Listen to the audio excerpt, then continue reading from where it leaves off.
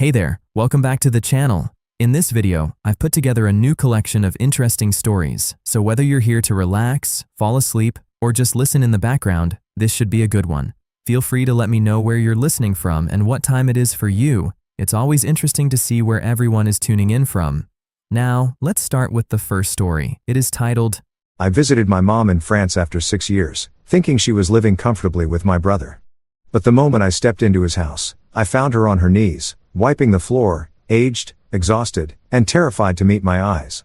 What I did next shocked my brother and his wife. I am Zane Carver, 38 years old. I've just finished an important meeting and successfully signed a contract with my company's largest European partner in Copenhagen, Denmark. 10 grueling days of work have finally paid off. Adrenaline is still coursing through my veins. According to the original schedule, I was supposed to fly straight back to Boston tonight. But as I watched the snow falling outside the glass corridor, the rush of triumph suddenly quieted. I remembered how many times I'd promised to visit Mom, only to let work sweep me away again. I decided to stay 2 extra days and go see her. My mother, Ruth Carver, the kindest woman I've ever known, now lives in Lyon, France with my younger brother, Kendrick. It's been 6 whole years since I last saw her. 6 long years since she decided to move to France to settle with Kendrick and help him take care of his family. I still remember vividly the day she left Boston. The tight hug that left me choking back tears. But work swallowed me up and I told myself she was doing fine over there. This visit I didn't tell her in advance. I wanted to surprise her. I quietly booked a flight from Copenhagen to Lyon and bought a small gift she'd love. A soft wool scarf in pale blue. Just like the one she knitted for me when I was little. I imagined the moment she'd see me, her eyes lighting up, then pulling me into a big tight hug. The thought made me smile to myself while waiting at the airport. The flight lasted a little over 3 hours. When I arrived, Lyon greeted me with the crisp chill of autumn, and I quickly took a taxi to Kendrick's house. The house is on the outskirts of Lyon, a small 2-story apartment with a tiny garden. I stood in front of the door, heart pounding. I rang the bell and waited. Quite a while. Finally, hurried footsteps approached and the door opened. There was Kendrick. And in that moment, his reaction was utterly strange. He didn't look happy or excited to see his big brother at all. Instead, his face went pale. His eyes darted away as if he'd seen a ghost in broad daylight. Then, he forced an awkward, lopsided smile, the kind I instantly knew was fake.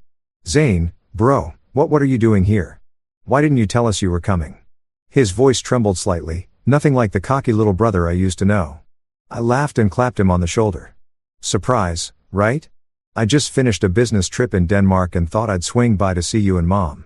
What's wrong? Not going to invite your brother inside? Kendrick blinked rapidly, then nodded vigorously and opened the door wider. Yeah, come in. Come in. I was just really shocked, that's all. He led me into the living room and started asking about work and life in Boston, but his eyes kept shifting, never quite meeting mine. His voice was tense, his hands constantly rubbing together as if he were nervous about something. I could clearly sense something was off. He was talking to me, but his mind seemed miles away. How's work? Big contract, huh? He asked, staring out the window. I nodded and gave him a brief rundown of the Denmark trip, but my own thoughts were starting to race. Why is he acting like this? Is he hiding something? My heart began beating faster.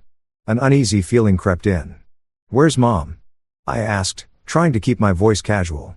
I haven't seen her yet. Is she okay? Kendrick answered quickly, almost stuttering. Mom's downstairs in the kitchen preparing dinner. I stood up on my own and headed down to the kitchen. The faint smell of baking drifted through the air and there she was, hunched over the counter, kneading dough. She looked thinner than I'd imagined, her back slightly stooped. Mom, I called softly, my voice a little. She turned around and froze. Her eyes widened. Then she rushed over and hugged me tightly. Zane, my boy. Oh my God, you're here. You've given me the shock of my life, and you didn't even tell me so I could prepare some of your favorite dishes. She fired off questions in rapid succession, overjoyed to the point I could barely answer. When did you get here? Why didn't you call? How's work? Are you tired? She held me tight, tears welling in her eyes. I hugged her back, breathing in the familiar scent of flour and soap. I wanted to surprise you. I missed you so much. But then Kendrick appeared beside us and quickly cut in. Mom, let him rest first. We can talk more over dinner. His tone was hurried almost as if he wanted to interrupt. She nodded, wiping her tears, but I looked at her more closely. Her hair had gone much grayer. Her skin was weathered from sun and wind. Her hands were calloused. The fingers that once gently stroked my hair now rough and worn. Her thin shoulders seemed to carry an invisible burden. Even though she was smiling brightly, I could see a sadness in her eyes she couldn't fully hide. My heart tightened. "Mom, how have you been living these past 6 years? Why do you look so tired?" I sat down on the old wooden chair in the kitchen, forcing a smile onto my face, but my mind was in turmoil. Mom turned back to her mound of dough, kneading it mechanically as if baking were her way of escaping the questions hanging in the air. "Mom, tell me, how's life in Leon? Is taking care of little Louis wearing you out?" I asked gently, hoping to pull her out of the silence. She looked up and gave a faint smile. "It's fine, son. Louisie is almost 5 now, so naughty." Time crawled by in that small kitchen. I told her about work in Boston, about Carver Innovations, about the big contract I'd just signed in Denmark. She listened and nodded, but her eyes kept drifting toward the window as if she were waiting for something. The ticking of the clock echoed loudly, and a growing unease settled in my chest. Why wasn't she asking more questions? Why wasn't she laughing the way she used to? Those thoughts made my heart beat faster. As dusk fell, the front door opened. The sharp click-clack of high heels on the wooden floor mingled with a child's babbling voice. Camille Morel, Kendrick's wife, 31 years old, walked in with their son, Louis. She works as a sales assistant at a fashion boutique in Leon. She's always impeccably dressed, hair in a high bun, lips painted bright red. Louis, a cute little boy with curly hair, toddled behind her. Both of them froze for a split second when they saw me sitting there. Camille's eyes widened. Then she quickly slipped back into her usual indifferent expression. "Oh, Zane, long time no see." Her tone was flat as if I were some distant acquaintance rather than her brother-in-law. Louis stared at me, then hid behind his mother's legs. "Hi, uncle," he mumbled. I smiled and waved. "Hey, buddy. You've grown so much I almost didn't recognize you." Camille just nodded, hung her coat on the rack, popped down on the sofa, and immediately buried herself in her phone without a single word to Ruth. Mom came out of the kitchen smiling. "Camille, you're home. Let me warm up the food." Camille nodded, eyes still glued to her screen, scrolling away. I watched and the unease inside me began to surge. Mom hurried back to the kitchen preparing dinner all by herself. Kendrick sat next to his wife, whispered something, then turned to me. "My wife's had a long day at work. Bro, selling fashion is exhausting." I nodded, but my eyes stayed on Mom. By dinner time, everything became painfully clear. My mother ran back and forth, setting the table, carrying dishes from the kitchen, then going back to clean up. Meanwhile, Camille sat idly, chatting and laughing with Louis, scrolling endlessly on her phone. She didn't lift a finger to help, not even once. I looked at Kendrick, hoping he'd say something, but he just gave an awkward smile and avoided my gaze. Dinner was served. Toasted bread, salad, stew, all made by Mom.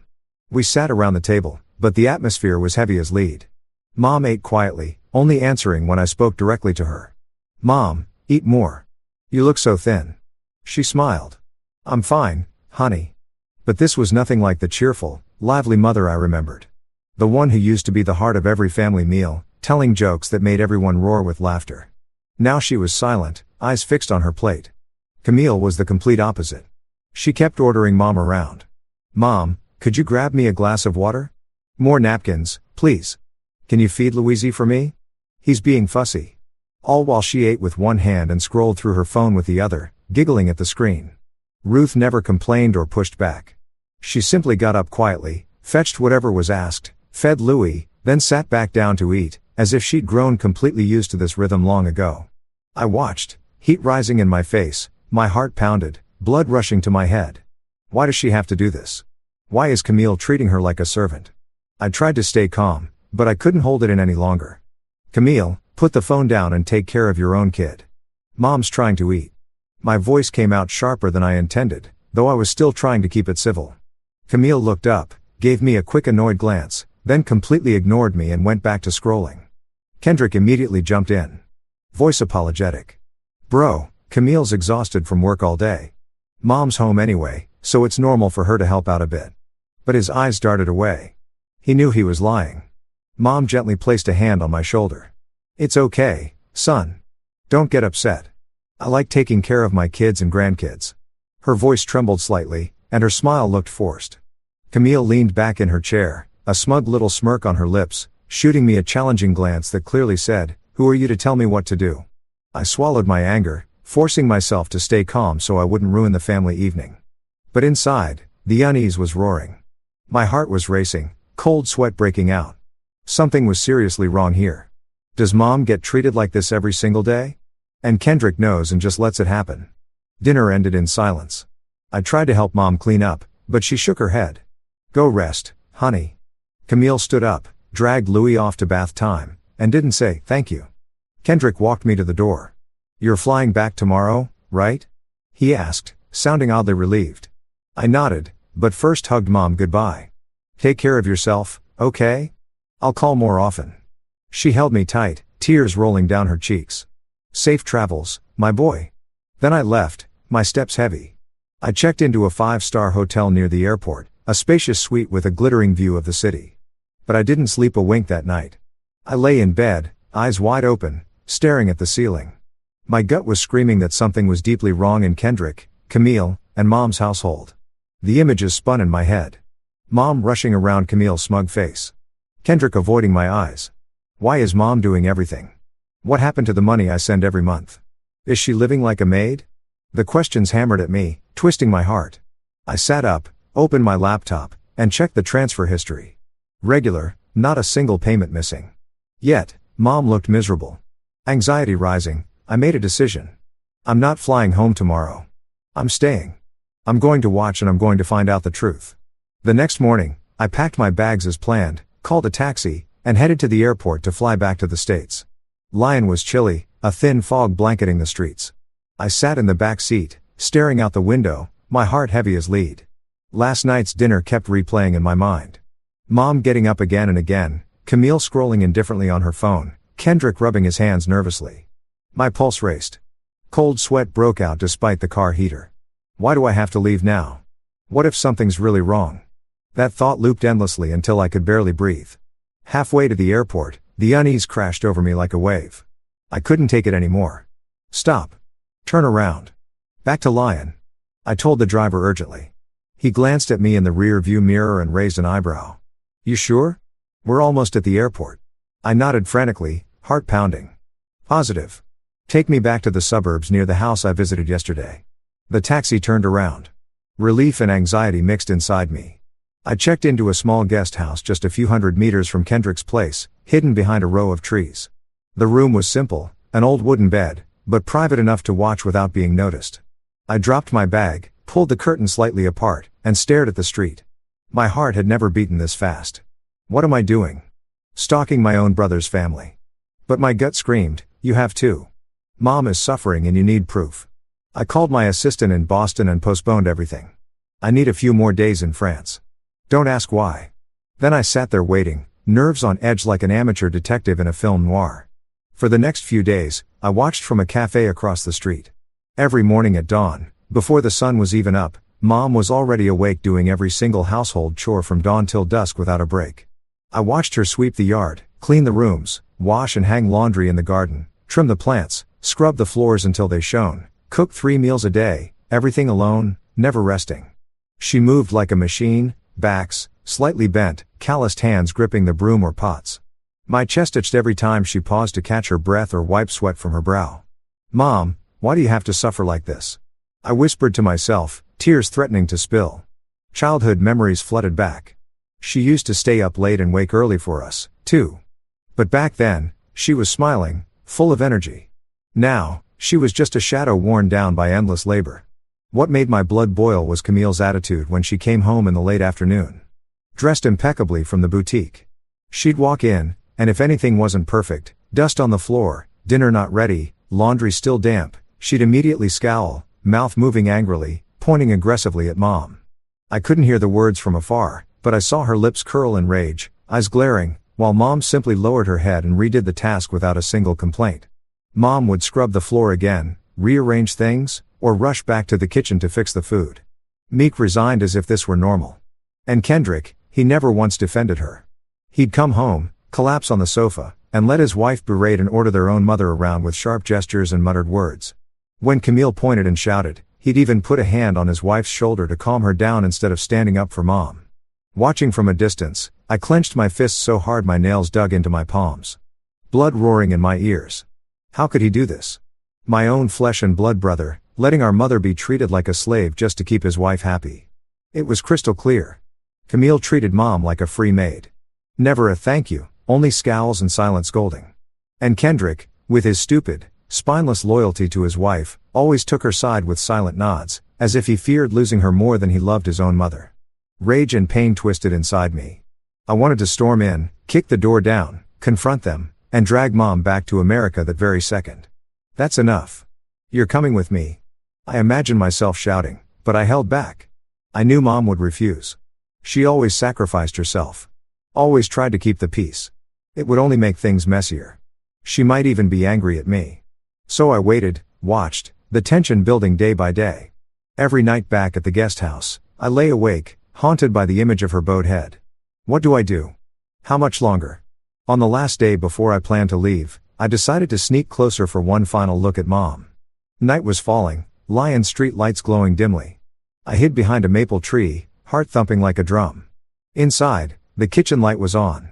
Through the window, I saw Mom stirring a pot of soup. Her hand trembled. The pot slipped, crashing to the floor with a loud clang. Soup splattered everywhere. Camille, scrolling on the sofa in the living room, jumped up in fury. Her shrill voice cut through the air like a knife. Oh my God, what are you doing? Useless. Get on your knees and clean every single stain. My heart stopped for a second, blood turning to ice. Mom silently obeyed. She knelt on the floor and began wiping with a rag. When she struggled to stand, Camille marched over and shoved her hard, sending her crashing back down. You call that clean? Do it again. Mom's eyes filled with tears, hands shaking as she wiped again, her frail body curled up on the floor. Seeing my mother treated like that, rage exploded inside me like a volcano. Blood rushed to my head, ears ringing. I stopped thinking. I slammed the front door open and stormed in. The door banged against the wall, echoing through the house. Both Ruth and Camille froze and whipped around. Camille's face went white as a sheet. She stumbled back, avoiding my eyes.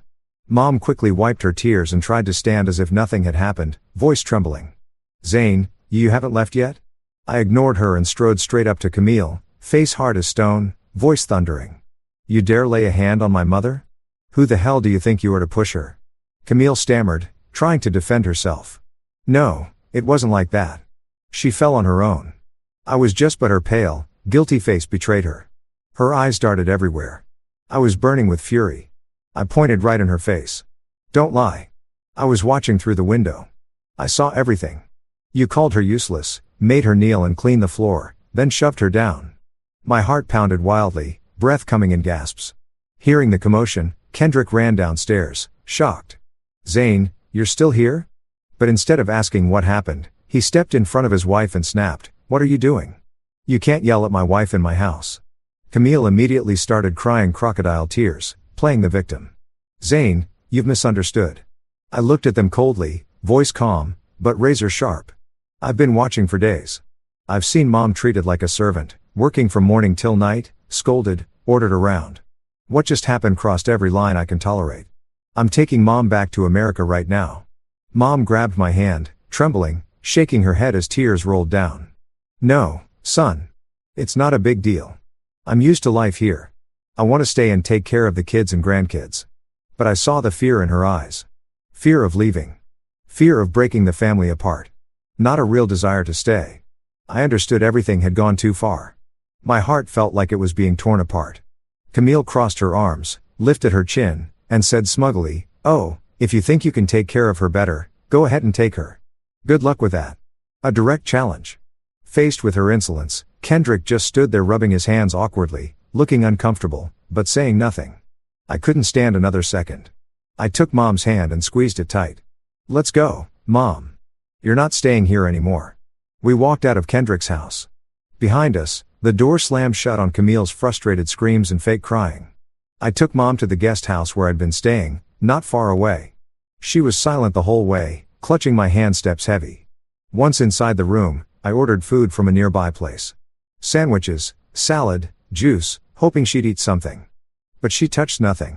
Just sat on the bed, staring into space. Mother and son barely spoke. We sat in heavy silence, each lost in our own storm of emotions. I looked at her thin, red-eyed, and the question screamed inside me. Why did you let it get this bad? But I didn't dare ask. I was afraid of hurting her more. She glanced at me as if reading my thoughts and forced a weak smile. I'm okay, son. But the air remained thick with pain. The truth was out, but the journey wasn't over. That night, we sat side by side in silence, waiting for dawn. To lighten the mood, I told her about Boston, about the company, but she only nodded, eyes distant. The past 6 years must have been tormenting her. I blamed myself. Why didn't I come sooner? The money I sent Kendrick every month, now I knew something was seriously wrong with it. My heart still raced. Anger still simmering. But now she was here safe. I hugged her and whispered, from now on, I'll take care of you. She gently squeezed my hand, tears falling softly.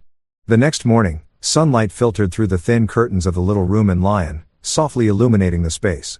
I woke early and ordered breakfast from a nearby cafe. Fresh baguette, cheese, fruit, and steaming coffee. Mom stirred awake, her eyes still red and swollen, but she managed to smile when she saw me. My boy, did you sleep well? She asked, her voice. I shook my head and sat down beside her. We ate breakfast together at the small wooden table, but the air remained heavy. She nibbled on a piece of bread, eyes lowered while I watched her, my heart twisting. Mom, today I'm taking you back to America with me. You'll live with me, Savannah and little Daisy. Our place in Boston is spacious. You'll be comfortable there. I repeated the offer, my voice firm yet gentle. At first, Ruth refused, shaking her head vigorously. No, son. I'm used to it here. Kendrick and Camille, they need me. Louie is still so young. Her voice trembled, her eyes avoiding mine, as if she were trying to convince herself. But I wouldn't back down. My heart raced at the thought of her returning to that hellish house. Mom, I've seen everything. You can't stay there. I won't let you suffer any longer. Come with me. You'll have a better life. I promise. I took her hands, squeezing them tightly, my voice thick with emotion. She was silent for a long time, tears rolling down her cheeks. Finally, she nodded weakly, almost reluctantly. All right, son. I'll go with you. Relief flooded through me, but the unease lingered. Was she agreeing because she was exhausted or because she was afraid? I quickly booked tickets for the afternoon flight to Boston. We packed her few belongings. She had almost nothing, just a handful of old clothes, and headed to the airport. On the way, she was quiet, staring out the taxi window, clutching her purse tightly. I put an arm around her shoulders and whispered, everything's going to be okay, Mom. But my own heart was still pounding, anxious about what might still come to light. The flight lasted nearly 12 hours, yet to me it felt like an endless journey back through time. We sat side by side in economy, the plane shuddering slightly as it lifted off, leaving Lyon behind. She gazed out the window, eyes distant while I held her hand, feeling the roughness of her fingers. My pulse raced as if I were on the verge of uncovering a huge secret. Mom, tell me, what have these 6 years really been like? Why didn't you ever say anything? I asked gently but persistently. She stayed silent for a long time, gripping my hand harder, clearly wrestling with herself. The plane rocked through some clouds and I thought she wouldn't answer. Then she sighed and began in a small voice. All right, let me tell you. She said the first few months after moving in with Kendrick's family had been peaceful enough. She looked after newborn Lou, cooked simple meals, did a little cleaning, and felt useful. I was happy, son, holding my grandson, singing him the same lullabies I sang to you and Kendrick. The house felt warm. Camille even thanked me back then. She gave a faint smile, but it quickly faded. I listened, my heart beating faster, a bad feeling rising. And then what happened?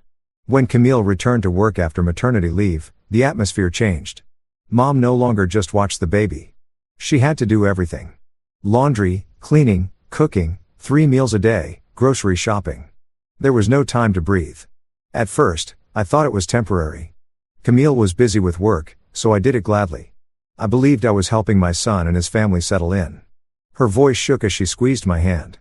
But the more time passed, the more Camille took it for granted and started giving orders like, Mom was hired help. She'd say, Mom, do this. Mom, clean that. And stopped saying, thank you. If I did something not quite to her liking, she'd snap at me. I pictured the scenes and felt my chest tighten with anger. Whenever Mom made a mistake, Camille would yell, insult her, sometimes even call her useless. Like the night you saw. Spilling the soup got me scolded instantly. But most days were worse. She'd say I was old, slow, couldn't do anything right. Tears rolled down her cheeks as she spoke, voice breaking. Kendrick always took his wife's side, blamed Mom, and treated her words like they were worthless. He'd say, "Mom, understand. Camille's tired," then turn around and comfort his wife. Whatever I said, he ignored me like I was a burden. Hearing this, I felt choked with rage, my grip on her hand trembling. The image of Kendrick shielding his wife, Camille's smug chin lift, it all came rushing back, making my blood boil. How could he? That's my own brother. Mom endured it all without ever telling me. Partly for little Louis. She was afraid if she left, her grandson would miss his grandma's care. Partly because she didn't want her two sons to fall out. I thought if I told you you'd be furious with Kendrick. The family would fall apart. I love you boys. So I gritted my teeth and bore it. She broke down sobbing, shoulders shaking. I pulled her into my arms, tears spilling from my own eyes, heart tearing apart at the thought of her suffering alone for years. "Mom, I'm so sorry. I should have come sooner." She shook her head, wiped my tears, and whispered, "It's not your fault." I took a deep breath, trying to stay calm, then asked the question that had been burning inside me. "Mom, I've been sending money to Kendrick every month for your care. Did you ever see any of it?" She just gave a small shake of her head, eyes lowered. I never even knew that money existed, son." Her voice was soft, as if afraid of hurting me. She said whatever she ate was bought by Kendrick. Whatever she wore was decided by Camille. She never got to choose anything for herself. I live simply. I don't ask for much. I just did whatever they told me. It felt like a cold knife straight through my chest. For 6 years, Kendrick had pocketed every cent I sent for Mom while she slaved away like a servant in her own son's house. My heart stopped for a second, then pounded wildly, blood rushing to my head. The image of her bent over, scrubbing the floor, thin and worn, flashed vividly before me. Guilt and fury surged together like a storm. "Kendrick, he took Mom's money. I sent it for you for 6 whole years. And heat." My voice shook, hot tears falling. Mom squeezed my hand, trying to comfort me. "It's okay, son. Don't be angry. Maybe they were struggling." But I couldn't listen. Rage exploded inside me as I pictured Kendrick's awkward smile when he received the transfers, then spending it on Camille while Mom worked herself to the bone. Guilt crashed over me. How could I have trusted him? Why didn't I check? 6 years she suffered alone for her grandson, for her sons. I held her tight, voice breaking. "I'm so sorry, Mom. I was an idiot for believing him." She stroked my hair like when I was little. "I don't blame you." The plane rocked through some turbulence, but the storm inside me was far greater. Anxiety turned into resolve. I won't let her suffer another day. I took her hands firmly, looked straight into her eyes, and said with absolute certainty, "I won't let you suffer one more day. From now on, I will personally take care of you and make up for every year you lived in humiliation and loneliness." She cried, but nodded, a weak smile forming. "Thank you, my son." We spent the rest of the flight in silence, hands still clasped tight. I thought about the future. Mom living in Boston with me, Savannah, and Daisy. But Kendrick, I was done with him. My heart still raced, anger not yet cooled, but a small light of hope flickered. The truth was out, painful. But now she was free. When the plane touched down in Boston, a light rain was falling. Yet my heart felt brighter. Mom stepped off the jetway, looking around the airport with unfamiliar eyes. "It's been so long since I've been home," she whispered. I hugged her close. "Welcome home, Mom." Deep down though, I knew the journey wasn't over. Kendrick would call eventually, and I'd have to face him. The tension remained, but I was ready. Logan Airport was crowded, the PA system echoing overhead, but all I could focus on was Mom, her hand clutching mine tightly as if afraid she'd get lost. We took a taxi to our house in the Boston suburbs, a 2-story home with a small garden that Savannah and I had bought after we married. Rain pattered against the car windows as Mom stared out, her eyes distant. "Boston has changed so much, son. Skyscrapers popping up like mushrooms." She spoke softly, but I could hear the unease in her voice. I squeezed her hand. "You'll get used to it, Mom. Our place is really cozy." Still, my heart was racing. I was nervous about Savannah's reaction. My wife knew I'd gone to France to visit Mom, but she had no idea I was bringing her home. Would she be happy or shocked to the point of annoyance? The thought made cold sweat break out on the back of my neck despite the warm car. After the nearly 12-hour flight, we finally pulled up to the house. I opened the door and the familiar smell of cooking drifted out. Savannah must be making something. Mom stepped inside, looking frail under her thin coat, her eyes sweeping across the bright living room with its leather sofa and family photos on the wall. Savannah came out of the kitchen, dish towel in hand, and froze when she saw me walk in with Ruth. "Zane, you're back." And this as her eyes widened, eyebrows shooting up. Daisy, our 6-year-old daughter, came running from the playroom, ponytails bouncing, and asked in her innocent voice, "Daddy, who's that lady? Is she here to play?" My heart clenched, but I smiled, knelt down, and hugged her. "This is your grandma, my mom. She's been living in France for years, and from now on, she'll be living with us." Daisy looked at Mom, then broke into a huge grin. "Grandma? I have a grandma now." Ruth smiled, tears welling up, and hugged her granddaughter for the first time. Savannah blinked, quickly composed herself, and gave a polite smile, though I caught the flash of surprise in her eyes. "Oh, Mom. Hello, I'm Savannah. Why didn't you let us know?" She hugged Mom lightly, but her voice was a little high, like she was trying to mask her shock. I explained briefly. It was a sudden decision. I wanted Mom to come live with us. She's exhausted. Let's get dinner ready and set up her room. After that, I let Grandma and granddaughter bond. Daisy dragged Mom by the hand into the playroom, showing off every toy while Mom smiled gently and stroked her hair. Meanwhile, Savannah and I quickly prepared dinner and fixed up the guest room so Mom could rest comfortably. Fresh sheets, new pillows, a vase of flowers on the nightstand, warm yellow lighting. As she helped, Savannah whispered, "Honey, why so sudden? Is everything okay?" I reassured her. "Everything's fine. Mom just needs us." But my heart was still pounding. I was worried the change was too much for her. Dinner was cozy. Roast meat and salad that Savannah had thrown together quickly but deliciously. Mom ate little, but she smiled a lot as Daisy chattered about school. "Grandma, tell me about France," Daisy begged. Mom told her about the Rhone River and Lyon, her voice warm. Savannah asked kindly, "Are you tired, Mom? Shall I make you some tea?" Mom's eyes lit up at being cared for. After dinner, Mom went to bed early, exhausted from the journey. She shuffled upstairs, but paused to smile. "Thank you, children." I kissed her forehead. "Rest well, Mom." Then I went into my home office, sat down at the desk with cold determination, and opened my laptop. The screen lit up. I logged into my bank account and canceled the monthly transfer I had been automatically sending Kendrick for Mom's care. A few clicks and the money stopped. My heart pounded hard as the memories from the plane flooded back. "He doesn't deserve a cent," I whispered, shutting the laptop. But the tension rose. How would he react? Just a few days later, as I expected, Kendrick called, furious. His name on the screen made my chest tighten. "Zane, why did you cut the money?" I got the bank alert. His voice was shrill with rage. I took a deep breath and answered coldly. "That money was for Mom's care. She's with me now, so you'll have to take care of your own family." He exploded, yelling insults over the phone. "Who do you think you are? Mom was fine here.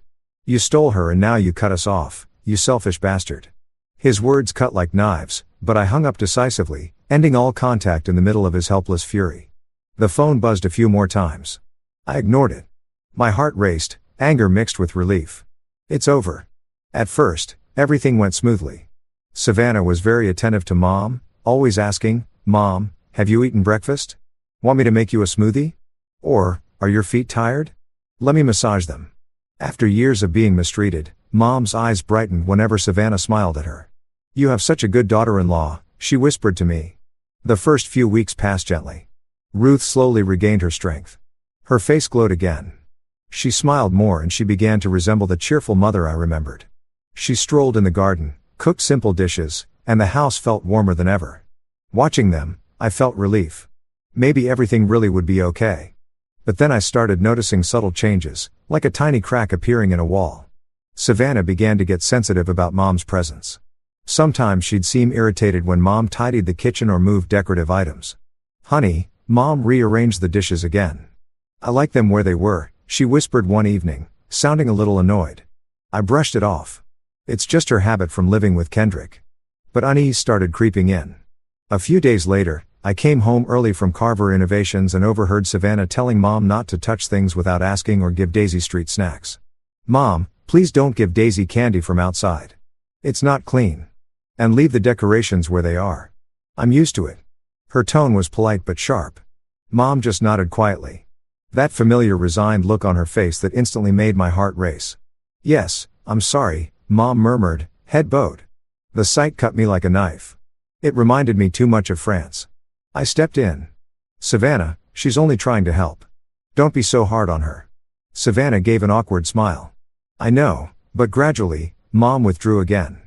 Out of old habit from France, she started doing all the housework without being asked. Laundry, mopping, cooking. I told her it made me uncomfortable. Mom, rest. I'll hire a cleaner, but she just smiled weakly and said she liked staying busy. It makes me happy, son. My heart grew heavier. The unease kept building. Why was she doing this again? Was Savannah making her feel like Camille? The tension reached its peak one afternoon when I came home from work. From the doorway, I heard Savannah raising her voice in the living room, clearly upset. Why did you break it? That was my favorite vase. My heart pounded like a drum. I pushed the door open and stepped inside. Mom was crouched on the floor, picking up shards of pottery while Savannah stood over her, furious because Mom had accidentally broken her favorite vase, a souvenir from a trip. Mom tried to explain, voice trembling. I'm so sorry, dear. I wasn't careful. I'll buy you a new one. But Savannah only grew more upset, her voice rising. Mom, please just stay in your room and stop wandering around. I don't want to lose anything else.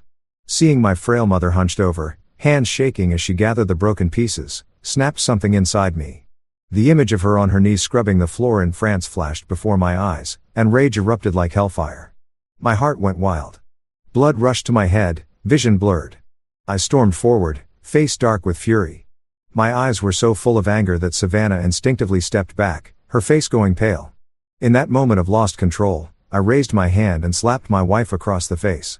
She staggered, clutching her cheek, bursting into shocked, sobbing tears. Are you insane? Mom froze, then rushed over to stop me, voice trembling. Zay. No, stop. I beg you. Savannah stood there, stunned and hurt, unable to believe I had just done that. I couldn't hear anything anymore. The sight of my mother being scolded and shrinking in submission in her own son's house choked me with rage, despair, and terror that the nightmare was repeating itself right in front of me. No, you do not treat my mother like that, I roared, voice raw, heart breaking in two. After a few seconds of heavy silence, the living room felt frozen solid. Only Savannah's sobbing and my ragged breathing broke the stillness. I turned to Mom, my voice cold but resolute. Mom, pack your things right now. We're leaving. She froze, eyes wide. Son, what are you saying? This is your home. I didn't let her hesitate or cling to anything. I gripped her hand tightly. Listen to me. Just take the essentials. I'm not leaving you here another minute. My heart was pounding wildly, adrenaline surging as I thought about the consequences. My marriage collapsing. What would happen to Daisy? But rage drowned everything else. Savannah panicked. She burst into louder sobs and lunged forward, trying to grab my arm.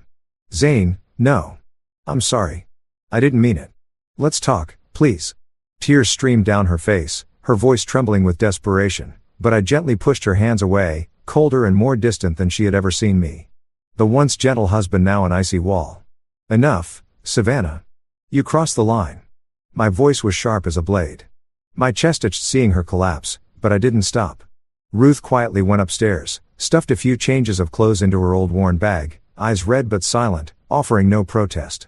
Daisy came running from the playroom, confused. Daddy, where are you taking Grandma? Why is Mommy crying? I knelt down and hugged her, voice thick. Daddy and Grandma are just going for a little walk. Stay with Mommy, okay? My heart shattered. The tension peaked as I thought about leaving my daughter behind. I led Mom out the door amid the chaos behind us. Savannah sank to the floor in desperate sobs, reaching out. Zane, don't leave me. I only tightened my grip on Mom's shoulder so she wouldn't look back, gently guiding her to the car. The door slammed shut. Savannah's cries echoed outside, but I didn't turn around. My heart thundered, cold sweat soaking my shirt, fear and determination wearing inside me. What am I doing? Destroying my own family with my own hands. The thought flashed by, but the image of Mom cowering drove me to press the accelerator and speed away into the Boston drizzle. We were silent the whole long drive. Only the patter of rain and our heavy breathing filled the car. Mom sat beside me, staring out the window, clutching her bag tightly.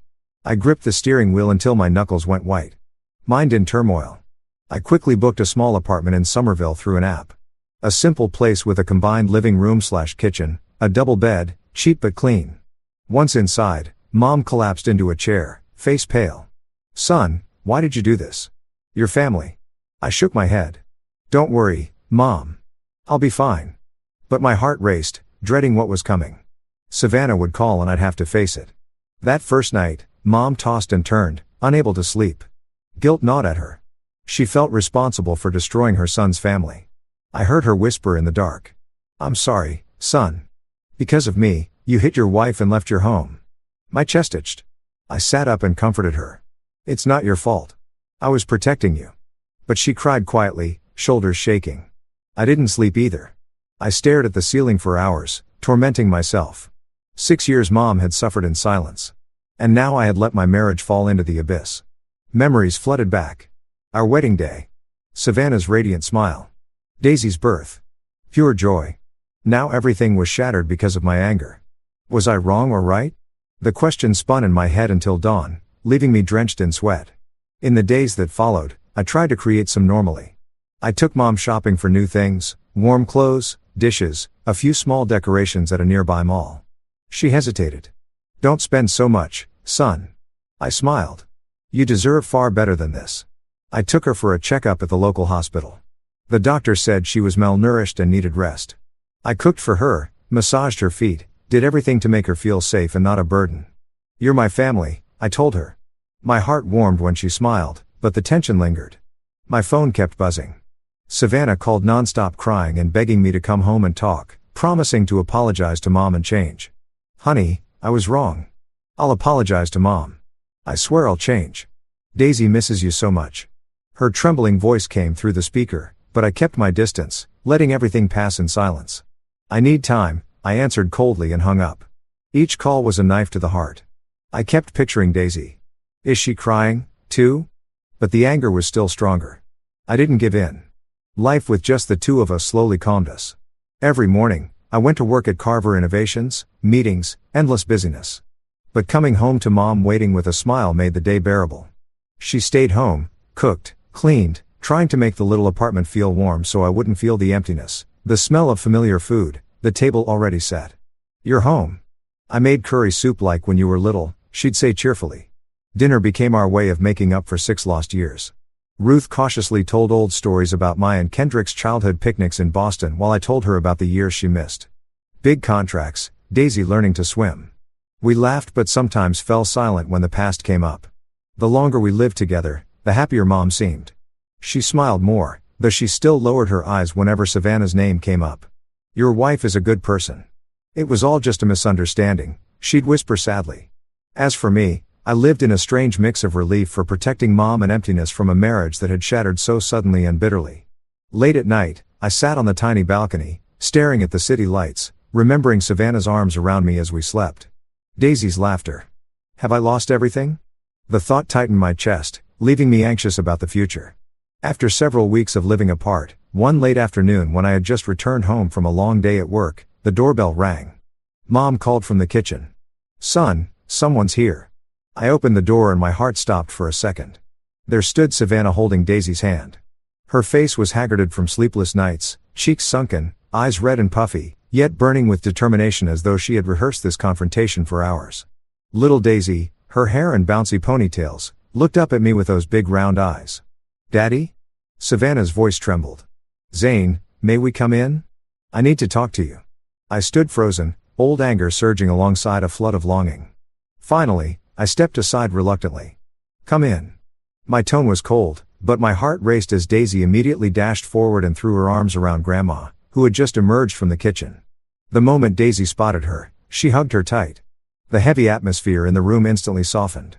Grandma, I missed you so much. The little girl squealed, clinging to Ruth. Mom's face broke into a wide smile, tears brimming in her eyes. Grandma missed you, too, my precious girl. She stroked Daisy's hair, and in that moment, the tiny apartment felt warmer. A child's laughter melted away some of the tension. I watched from a distance, my chest tightening. Daisy was innocent, and I had missed her desperately these past weeks. Savannah stood behind her daughter, fingers clenched around her purse strap, face pale. She took a deep breath, walked over, and bowed deeply to Mom. Mom, I'm so sorry. I acted rashly and hurt you. I never should have spoken to you that way. I was wrong. Her voice shook. Tears streamed down her cheeks. Then she turned to me. Zane, I'm sorry. I didn't think before I spoke. I let my emotions take over. Please forgive me. I listened in silence, my face a blank mask. The anger still simmered, but seeing her like this also caused me pain. My heart pounded, nerves rising as I wondered what to say. Finally, I answered coldly. You can bring Daisy to visit Grandma anytime you want. But I'm not ready to accept that apology. Not yet. My words cut like a knife. Savannah bowed her head even lower, sobbing. I understand. I'll wait. Mom shifted about to speak. Son.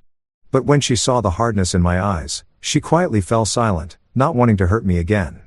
She squeezed Daisy's hand and looked at me sadly, silently pleading with me to reconsider. After that day, over the following weeks, Savannah kept bringing Daisy to visit. She no longer behaved the way she used to. No more sharp reminders, only gentleness and small acts of care toward Mom. She asked about Mom's health. How have you been eating, Mom? I brought some fruit you like. She played with Daisy and Grandma, laughing warmly when Mom told old stories. Sometimes she brought little gifts that Mom always cherished. A soft wool scarf or homemade cookies. Mom, I made these with your old recipe. I hope you like them, Savannah would say gently. I watched quietly from the corner of the room and noticed how visibly happier Mom became each time Savannah came, especially when Grandma and granddaughter crowded together in the tiny kitchen. Daisy giggled as Mom taught her to bake. Mom held her close, eyes shining with joy. I'm so happy, son, seeing my granddaughter like this, Mom whispered to me after one visit. My heart beat faster, nerves rising as I saw the change. Was Savannah being sincere? One evening, Mom invited Savannah to stay for dinner, her voice warm. Stay and eat with Zane and me, dear. I made your favorite. Savannah glanced at me hesitantly, but I nodded permission. The atmosphere around the dinner table was unusually warm. Savannah talked more with Mom, asking about the years in France, listening attentively as Mom cautiously mentioned little Louis, trying hard to feel like part of the family again. I'd love to hear more, she said with a genuine smile. I sat across from them, silently watching with guarded eyes, spoon gripped tightly. Savannah kept stealing glances at me, part guilt, part hope, her eyes pleading. Zane, I've changed. But I kept my distance, refusing to soften even a little, nodding only when necessary. My heart pounded, tension rising. Was this warmth real or just temporary? Those visits made me start to think. Mom was happier, smiling more whenever Daisy and Savannah came. She told stories, played, and the little apartment felt alive again. I watched Savannah closely. She was patient, attentive to Mom in every small way, pouring her water, helping clear the table, showing no trace of irritation. She's really changed, son, Mom whispered one evening after dinner as we sat talking. I said nothing, staring out the dark window at the twinkling city lights. Mom gently urged me to reconsider. She could clearly feel that Savannah had changed, that she wasn't a bad person, just sometimes clumsy and insensitive. Son, forgiveness is a good thing. Don't let anger destroy your happiness, she said, placing her hand over mine, her voice pleading. This time, I didn't brush her off as I had before. Despite the lingering anger and hurt, something inside me began to waver as I saw Savannah's persistent effort and the smile slowly returning to Mom's face. My heart raced, nerves surging at the possibility of going back. Was it worth it?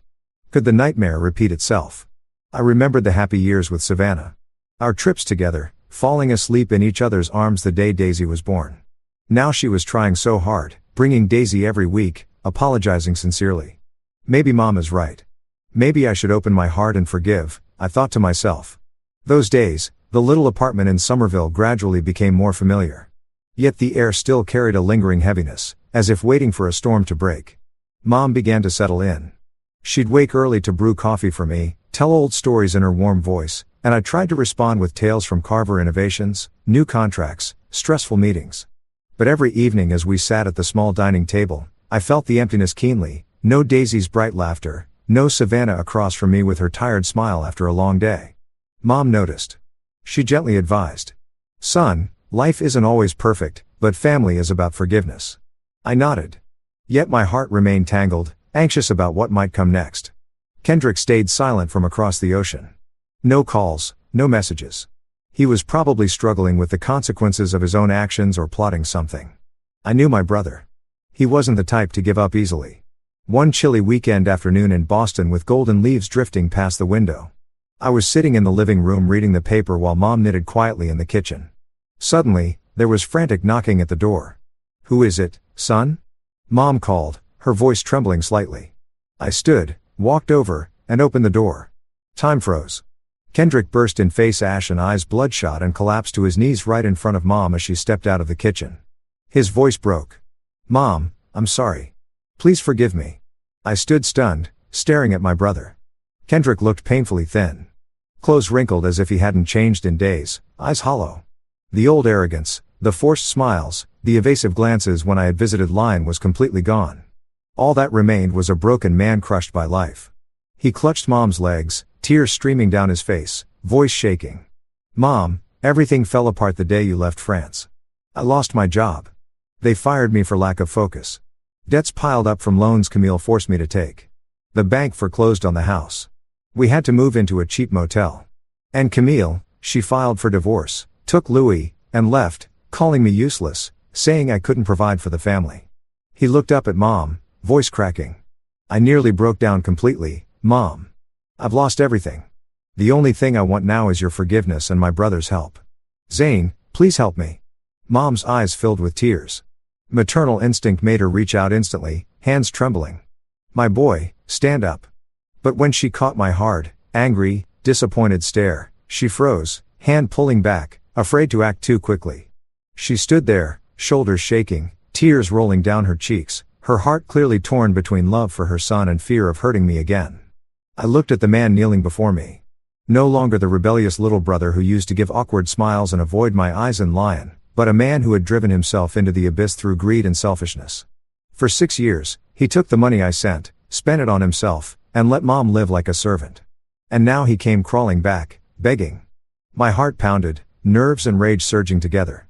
Should I forgive him or throw him out and let him taste the full consequences? I drew a deep breath and spoke cold and clear. "Kendrick, you're reaping exactly what you sowed with Mom. A man who can't take care of his own mother doesn't deserve anyone else's care. You let her live like a maid, pocketed the money I sent, and now you've lost everything. You deserve it." Kendrick bowed his head lower, sobbing. "You're right, bro. I was wrong.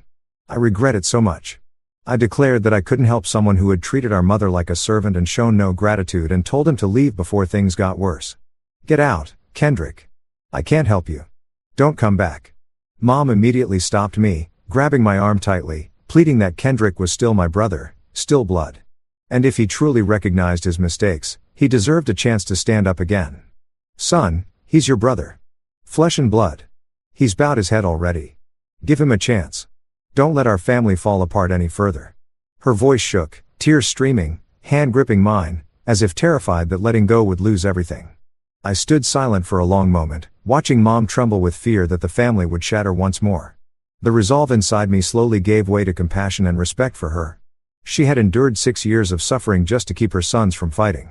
Now she was begging like this. How could I refuse? My heart raced, nerves rising at the decision. Forgiving Kendrick. Would it be a mistake? Finally, I nodded and said I would give him one single chance, and everything afterward would depend on whether he truly changed. Fine, one chance. But if you don't change, I'm cutting you off forever. Kendrick broke down, sobbing like a child, bowing to Mom in gratitude. Mom, thank you, bro. I won't let you down. Mom, heartbroken yet relieved that her ward son had finally humbled himself, whispered, stand up, my boy. I forgive you. She pulled Kendrick into a tight embrace, tears soaking his shoulder. I stood beside them, watching my mother and brother hold each other, my heart heavy yet calmer. I knew I had done the right thing, protecting Mom while preserving what was left of our family. My pulse still raised, nerves lingering about the future. Would Kendrick really change? Or was this just temporary? After that tear-filled afternoon, I arranged a cheap rental apartment for Kendrick on the outskirts of Boston. A simple place, but enough for him to start rebuilding his life after everything had collapsed. This is where you'll stay for now, I said as I handed him the keys, my voice calm but firm. Kendrick looked around the bare room, eyes read. Thank you, bro. I'll do my best. My heart pounded, nerves rising at the thought that he might fail. If he did, I'd cut him off immediately. Yet seeing him so thin, wearing worn-out clothes, a trace of pity crept in despite the anger still smoldering inside me. Next, I secured him a modest position at Carver Innovations. Stable work, but he'd have to earn everything himself. No more leaning on others. I called HR and placed him in the technical support department. Desk work, basic salary, no special treatment. You start from the bottom. Prove yourself, I told him bluntly on his first day at the office. Kendrick nodded eagerly, eyes lighting up with hope. I'll do well. I promise. I made it clear this was his only chance. If he slipped up or showed ingratitude, I'd take it all back and cut him off for good. Don't think forgiveness comes easy. One mistake and you're on your own. My voice was ice cold, heart racing with tension. Would he get it or repeat the same mistakes? Kendrick bowed his head. I know. I won't let you down. From then on, Kendrick worked quietly and harder than ever, trying to prove his change was real so he wouldn't disappoint Mom or me. From a distance, I observed. He arrived early, stayed late, learned the tech systems quickly, never complained, even though the job wasn't easy. Bro, I finished the report, he'd say weakly, voice humble. Mom beamed when she heard, my boy is improving. But I stayed cautious, checking his records monthly. No signs of slacking, no early salary demands. Maybe he really has changed, I thought. Though I didn't admit it out loud. Memories of Lion still haunted me. Him siding with his wife letting Mom suffer. So I remained on guard. As for Savannah, in the weeks that followed, she visited Mom even more often, talking with a patience and care she had never shown before. She came every week with Daisy and little gifts. Homemade cake, books, fresh flowers. Mom, I brought the herbal tea you like. How are you feeling? She'd ask gently, sitting beside Mom for hours, listening to old stories. Mom's face lit up. Such a good daughter-in-law. I watched from afar and saw in every gesture that Savannah had truly changed. She listened when Mom spoke, apologized if she misspoke, put family above her own ego. She played with Daisy and Grandma, helped in the kitchen without complaint, even asked Mom's advice on cooking. Teach me your chicken soup recipe, Mom, she'd say with a sincere smile. My heart beat faster, nerves rising as I witnessed the change. Was it genuine or just an act? Behind my cold exterior, I still kept my distance, only nodding and greeting. I knew deep down that my love for Savannah had never died. It had only been buried under disappointment and hurt. On lonely nights, I missed her. The familiar scent of her perfume, her tired smile after work. She's trying every single day, I thought, chest aching. Tension grew as I considered reconciliation. What if it happened again? I hesitated, but Mom kept advising. Son, give your wife a chance. I nodded, my resolve beginning to soften. One afternoon, as we walked along the Charles River in the cool autumn breeze, Savannah gently took my hand and spoke in a trembling voice, not begging me to forget everything, just asking for one chance to prove she had changed. Zane, I don't expect you to erase what happened. I just want one chance to show you I'm different now. I stopped walking and looked straight into her eyes. There was no longer any arrogance, only regret and the sincere love I had once known. My heart pounded hard, nerves peaking as memories flooded back. Our early startup days, the night Daisy was born. I knew I could never fully turn my back on this woman. Okay, I whispered and took her hand. From that day on, we quietly rebuilt with small things. Dinners with Mom sitting beside us, smiling as we talked. Weekend outings to the park. Daisy cheering when Mom and Dad held hands. Evenings tidying the old apartment together. Savannah helping Mom clean the kitchen without a single complaint. I'm learning from you now, Mom. She'd laugh. My heart gradually warmed. The tension eased as happiness returned. A few months later, we moved into a larger, more comfortable house. Not extravagant, but warm, where 3 generations could live together in respect and love. It was in Newton with a small backyard, a private room for Mom and space for Daisy to run around. It's a beautiful home, son, Mom said, eyes shining. We moved in, and Savannah hugged her. From now on, you're with us forever, Mom. Kendrick still visited Mom from time to time, bringing a basket of fruit, a new scarf, or just a few kind words. Small but sincere gestures. Mom, I brought fresh oranges, he'd say with a humble smile. Mom hugged him. My good boy. I nodded, tension fading as I saw him stabilizing. Steady job, slowly paying off debts. A year passed and Mom fully recovered, sharp-minded, healthier, her gentle face glowing with smiles every morning. She tended the garden, told Daisy stories, and lived joyfully. Family dinners became the most precious moments, Daisy's laughter as she recounted school adventures, Mom telling us to eat one more bite. Savannah softly talking about her day, and Kendrick's grateful glance at me whenever he visited. Thank you, bro, he'd whisper. My heart was finally at peace, the tension gone. A new, better life had begun. And then that Christmas arrived, warmer than any I had ever known. The new house in Newton was filled with the scent of freshly baked gingerbread cookies, the crisp fragrance of the pine tree we had just set up in the living room, and soft Christmas music drifting from the speakers. Outside, snow fell gently, blanketing the backyard in a thin layer of white. While inside was a whole world of warmth I had once thought lost forever. Savannah bustled in the kitchen, wearing a red sweater, hair tied high, stirring cranberry sauce while laughing with Daisy, who sat on a high stool, decorating snowman-shaped cookies. Mom Ruth was at the big dining table with her granddaughter, carefully folding napkins into tulip shapes. The two whispered secrets to each other, and every now and then, Daisy's bright laughter rang out when Grandma told stories about Santa Claus from long ago. I leaned against the kitchen doorway, holding a mug of mulled wine, quietly taking in the scene with a peace I hadn't felt in years. My heart no longer raced with worry, only a deep sense of wholeness, as if every broken piece of my life had finally been put back in its rightful place. The whole family was ready for dinner. The long table was beautifully set with red candles, evergreen wreaths, and steaming dishes, roast turkey, mashed potatoes, pan-seared vegetables, cheesy dinner rolls. Yet, even though everyone had taken their seats, and Daisy was excitedly holding her fork, we all instinctively glanced toward the front door as if someone were still missing. Mom gently placed a hand over her heart, eyes full of quiet hope. Savannah looked at me and gave a small smile, unable to hide a touch of nervousness. Daisy whispered, "Is Uncle Kendrick coming, Daddy?" I didn't answer right away, just glanced at the clock. I had sent the invitation 2 weeks earlier. No pressure. This was a special day, and if he chose to show up, it would be the final proof of his change. Then the door opened softly but clearly in the expectant silence. Kendrick stepped in, looking far more mature than before. Clean gray sweater, neatly trimmed hair, carrying a bouquet of white leaves and a gift wrapped in red paper. His eyes shone with gratitude and the seriousness of someone who had truly changed. No trace left of the old arrogance or evasion. Mom was the first to rise, tears welling up, and she rushed to embrace her youngest son. "Kendrick, you came." Savannah smiled warmly and welcomed him. "Come in. We've all been waiting for you." Daisy ran over and tugged at his hand. "Uncle Kendrick, I've been waiting for you to cut the cake." I stood still for a moment, watching my brother enter our home with humility and sincerity, and felt the full circle of that moment close, like the final piece falling perfectly into place.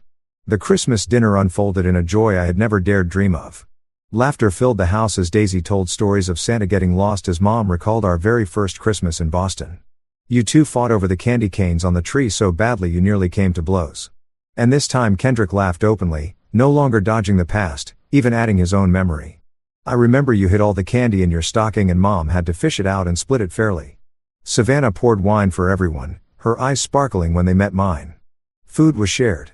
Old stories were retold. No longer painful, but beautiful memories told with warmth and laughter instead of tears. The wounds of the past seemed fully healed that night. We all looked toward the future with lighter, more forgiving hearts. I watched Mom beaming as her two sons sat on either side of her, watched Savannah gently serve her food, watched Daisy perched on Kendrick's lap singing Jingle Bells, and I knew we had made it through. When the meal ended, everyone pitched in to clean up. Kendrick stayed to help without being asked. We gathered around the fireplace, listening to the crackle of burning logs, sipping hot chocolate. I quietly looked at everyone. Mom, Savannah, Daisy, and even Kendrick now truly changed and understood the real meaning of family. It isn't about perfection or never making mistakes. It's about the strength to stand up after being hurt, the willingness to make amends, and the courage to give others a chance to become better. The lesson from that turbulent year became clearer than ever. Stand up and protect the ones you love when they are at their weakest, as I did for Mom and Lion. Be strong enough to walk away when silence becomes a wound. As I did the day I took Mom from a house that was no longer a home. And open your heart at the right moment when someone truly wants to change. As I did when I forgave Savannah and gave Kendrick one final chance to become a better man. And if I have one message for anyone reading these words, it is this. Family doesn't survive because of perfection. It survives because of kindness, respect, and the will to change for one another. Everyone makes mistakes. Every relationship bears scars. But as long as we still have the courage to bow our heads and admit fault, the generosity to forgive, and the love to offer one more chance, then family will always be the place we can come home to, no matter how broken it once seemed. That Christmas, beneath the twinkling lights of the tree and the sound of jingle bells playing from the old radio, I hugged Mom, hugged Savannah, hugged Daisy, and for the first time in a very long while, I smiled with no trace of tension left in my heart. A new life had truly begun, and it was more beautiful than I had ever dreamed. And that concludes this story. That was a pretty wild one if you ask me. Let me know what you think about it in the comments. Now, let's get right into the next story. It's titled, Tell people you're my bodyguard, my wife said at the embassy gala. Stand behind me and don't talk. I did as she said. Then the ambassador stopped his speech mid-sentence. Apologies, everyone. I just realized we have a very important guest tonight. He walked directly to me and saluted. My wife's face turned pale. Chapter 1. Behind the Curtain. Marvin Ray had learned long ago that the most powerful men in any room were often the quietest. For the past 3 years, he perfected the art of being invisible in his own home. Marvin, did you pick up my dress from the cleaners? Nane's voice echoed from the master bedroom, a room where Marvin no longer slept. He occupied the guest room now had for 18 months, though neither of them acknowledged this arrangement to outsiders. It's hanging in your closet, he called back, flipping another pancake. Saturday mornings were his domain. Cooking, cleaning, managing the mundane machinery of their lives, while Nane prepared for whatever social engagement demanded her presence that weekend. She appeared in the kitchen doorway already dressed in designer athleisure that cost more than most people's monthly rent. At 34, Nane Douglas Ray was objectively beautiful, the kind of polished, carefully maintained beauty that required regular appointments, expensive creams, and a personal trainer. Her dark hair was pulled back in a flawless ponytail. Her makeup subtle but perfect. I need you to drive me to the spa at 10 o'clock, she said, not looking at him as she poured coffee into a travel mug. Then pick me up at 3 o'clock. I have the embassy gala tonight, remember? I remember. How could he forget? She'd mentioned it 47 times in the past week. Oh, and about that. She paused and Marvin caught something in her tone that made him glance up from the stove. Ahmad arranged for me to have A+1. You'll need to come. Marvin set down the spatula carefully. You want me to attend? Well, I can't show up alone. People will talk. Nane's fingers drummed against the counter. But I need you to understand something. This is an important event. The German ambassador is hosting. There will be senators, diplomats, major donors. My position at the Reynolds Foundation depends on making the right impressions. I understand. Do you? Her eyes finally met his cold and assessing because I need you to blend in. Stay in the background. If anyone asks, tell them you're my driver or something. Actually, her face lit up with an idea that made Marvin's stomach tighten. Tell them you're my bodyguard. That sounds better, more prestigious. The pancake on the griddle began to burn. Marvin didn't move to flip it. You want me to pretend to be your bodyguard? It's not pretending, really. You'll be there protecting my interests, won't you? She smiled, the same dazzling smile that had first attracted him 6 years ago at that Georgetown fundraiser. Back then, he'd been transitioning out of government service, attending at a colleague's insistence. She'd been a development coordinator for a mid-sized nonprofit, ambitious and brilliant, and so alive. He'd fallen hard, maybe too hard to notice the signs. There will be a dress code, Nane continued. Black suit, white shirt, black tie. Very simple, very understated. You have that one good Hugo Boss suit. Wear that. And Marvin, please don't try to mingle. Just stand nearby and look professional, like security. Exactly. She grabbed her gym bag, keys jingling. Oh, and we're leaving at 7 sharp. Don't be late. The door closed behind her with a decisive click. Marvin scraped the burnt pancake into the trash and turned off the stove. His appetite had vanished. He walked to his home office, the one room in their DuPont Circle townhouse that Nane never entered. The space was austere. A desk, a chair, a laptop, a small safe built into the wall behind a bookshelf. No photographs, no memorabilia, no evidence of the life he'd lived before. Marvin opened the safe and withdrew a single folder. Inside was a photograph from 12 years ago. Him in dress blue standing between the Secretary of Defense and the Director of National Intelligence. The citation for the Intelligence Star was framed beneath it. One of 3 he'd earned during his 15 years with the Defense Intelligence Agency. He'd been one of their best field operatives, then one of their youngest strategic analysts. His last posting had been as a senior intelligence liaison to NATO, coordinating counterterrorism operations across 17 countries. He'd briefed presidents, advised generals, and once spent 3 days in a safe house in Ankara, negotiating the release of 6 American hostages. Then he'd met Nane and made a choice. A choice to leave that world behind, to cash in his service for a quiet life. He'd been tired of the violence, the secrets, the constant vigilance. She'd seemed like light and normally in peace. He'd never told her. The work was classified, his record sealed. He'd let her believe he'd been a mid-level State Department analyst. Boring and bureaucratic. In those first years, it hadn't seemed to matter. She'd loved him or he'd thought she did. When had it changed? Gradually, then suddenly, her promotion to VP of International Programs at the Reynolds Foundation 2 years ago had opened new social circles, new ambitions. Marvin, with his mysterious past and his refusal to leverage non-existent State Department connections, became an embarrassment. A weight holding her back. He'd watched her pull away. Late nights at work, weekends at conferences, new clothes, new friends, new coldness in her eyes when she looked at him. 6 months ago, he'd confirmed what he'd suspected. Ahmad Stein, a senior economic AITA at the German embassy, 12 years older than Nain, sophisticated and connected. Marvin had followed her to a hotel in Arlington, watched through telephoto lens as Ahmad kissed her in the parking garage. He'd said nothing, done nothing, just watched and waited. Because Marvin Ray had learned patience in far more dangerous circumstances than a failing marriage. "Tell them you're my bodyguard," she'd said. Marvin closed the folder and locked the safe. Tonight would be interesting. Chapter 2. The Other Woman.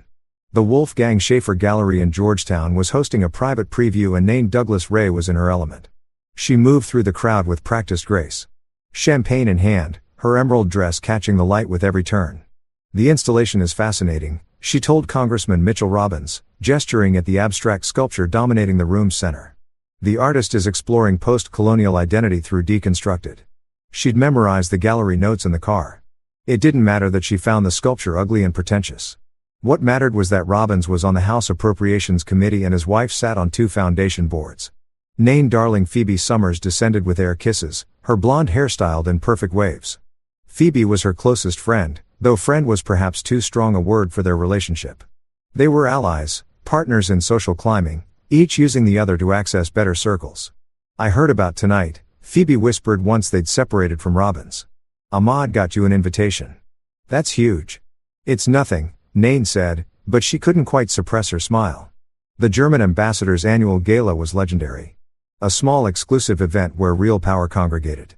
Politicians, diplomats, intelligence officials, defense contractors. Her invitation was Ahmed's signal. She belonged in his world now. "Have you told Marvin?" "He'll be there." Foe's perfectly shaped eyebrows rose. "Really? I'm surprised you're bringing him." "I have to bring someone. It would look strange otherwise." Nain took a long sip of champagne. "I've told him to keep a low profile. He'll pose as my security." "That's brilliant." Phoebe laughed. "God, Nain, you're cold." "I love it. It's practical." But Nain felt a small stab of something. Guilt. No, not guilt. Annoyance at the necessity of it. "He's so useless, Phoebe. I don't know what I was thinking when I married him. He has no ambition, no drive. He shuffles around the house like a ghost. Do you know he still cooks dinner every night like we're some suburban couple from the 50s? Why don't you just divorce him?" The question hung in the air. Nain had asked herself the same thing countless times. The optics are bad. Reynolds Foundation values, family values. Half our donors are conservative. A divorce would be complicated. But you're seeing Ahmad discreetly. Very discreetly. Ahmad was married to some German industrialist daughter who lived mostly in Munich. Their arrangement worked. Stolen afternoons at the Four Seasons. Weekend conferences that weren't entirely about conferences. Once I secure the Chief Strategy Officer position next month, things will be different. Ahmad has connections in Brussels, Geneva. He's promised to help me move into international development at a higher level and then I'll have my own platform, my own reputation. Then I can leave Marvin with minimal damage. Phoebe clinkied her glass against Nain's. To moving up, Nain echoed her phone bust. A text from Ahmad. "Schaefer will be at the gala tonight. Important you make a good impression. He controls 3 foundation endowments." Nain felt a thrill of excitement. Heron Schaefer was a venture capitalist worth $500 million known for his philanthropic giving. Landing him as a donor would be a coup. Another text were the diamond earrings I gave you. She touched her earlobe unconsciously. The earrings were in her safe deposit box. 2-carat studs that had cost more than Marvin made in 6 months at his consulting job. Ahmad had presented them to her after their first weekend together in Paris. A conference that had been 4 days of room service and expensive wine. She texted back. "You're glowing." Phoebe observed. "I'm happy." Nain said and realized it was true. For the first time in years, she felt like she was exactly where she belonged. On the edge of something bigger, something that matched her ambitions. Marvin had been an anchor, dragging her down. Tonight, she'd step into her real life, the one she deserved. She thought of him at home, probably reading or watching television in that sad little guest room. Did he know? Did he suspect? She didn't think so. Marvin was obtuse about emotional things. Always had been. He operated on some different wavelength, observing, but never quite engaging. Stand behind me and don't talk. She told him that morning when explaining the plan for tonight. He just nodded, that infuriatingly blank expression on his face. Good. Let him be furniture for one evening. After tonight, after she'd cemented her relationship with Schaefer and the other power players at the gala, she'd barely need Marvin at all. Chapter 3. The Revelation. The German embassy blazed with light. A neoclassical mansion in Spring Valley that had hosted presidents and premiers. Marvin pulled their Audi up to the valet station at exactly 7:15. Nain had been silent during the drive, checking her makeup repeatedly in the visor mirror. Remember, she said as a valet opened her door. You're my security. Stay close, but not too close. Don't talk unless someone asks you a direct question. And for God's sake, don't embarrass me. Marvin adjusted his tie. The Hugo Boss suit fit perfectly, as it should for something that had cost $3,000 back when he needed to attend NATO functions. I'll do my best. She shot him a warning glance, then swept toward the entrance, her silver gown shimmering. Marvin followed 3 paces behind, his face neutral, his posture relaxed but alert. Old habits. The embassy's ballroom was stunning. Chandeliers casting warm light over cream walls hung with German masterworks. A string quartet playing Mozart in the corner. Perhaps 200 guests circulated the cream of Washington's power elite. Marvin recognized a dozen faces from cable news, several from his old classified briefings. Nain, a silver-haired man in a perfectly tailored tuxedo, approached, arms extended. Ahmad Stein. Marvin had seen photographs, but in person the man carried himself with the easy confidence of inherited privilege. You look ravishing, Ahmad. Nain accepted his embrace, holding it a fraction too long. Thank you again for arranging this. Ahmad's eyes flicked to Marvin, dismissive and brief. Your associate, my security, Nain said quickly. Marvin, this is Ahmad Stein, senior economic attaché. Ahmad, this is Marvin, my bodyguard. She couldn't even say his last name. Something cold settled in Marvin's chest. A pleasure, Ahmad said without offering his hand. To Nain. Come, you must meet Ambassador Taylor. He's been looking forward to this. They moved away. Marvin followed, maintaining his distance, playing his role. He watched Nain bloom under the attention of powerful men. Watched her laugh and charm and effortlessly deploy the intelligence he'd once admired. She was good at this, brilliant. Even in another world, they might have been partners. That's Nain Douglas Ray. Someone murmured nearby. Rising star at Reynolds Foundation. They say she's being groomed for Chief Strategy Officer. Who's the stern-look fellow following her? Security, I heard. Probably just for appearances. Marvin's expression didn't change. He accepted a water from a passing server and positioned himself near a column where he could observe the room. 23 security personnel. His mind catalogued automatically. 8 exits. 12 cameras. 3 plainclothes Secret Service.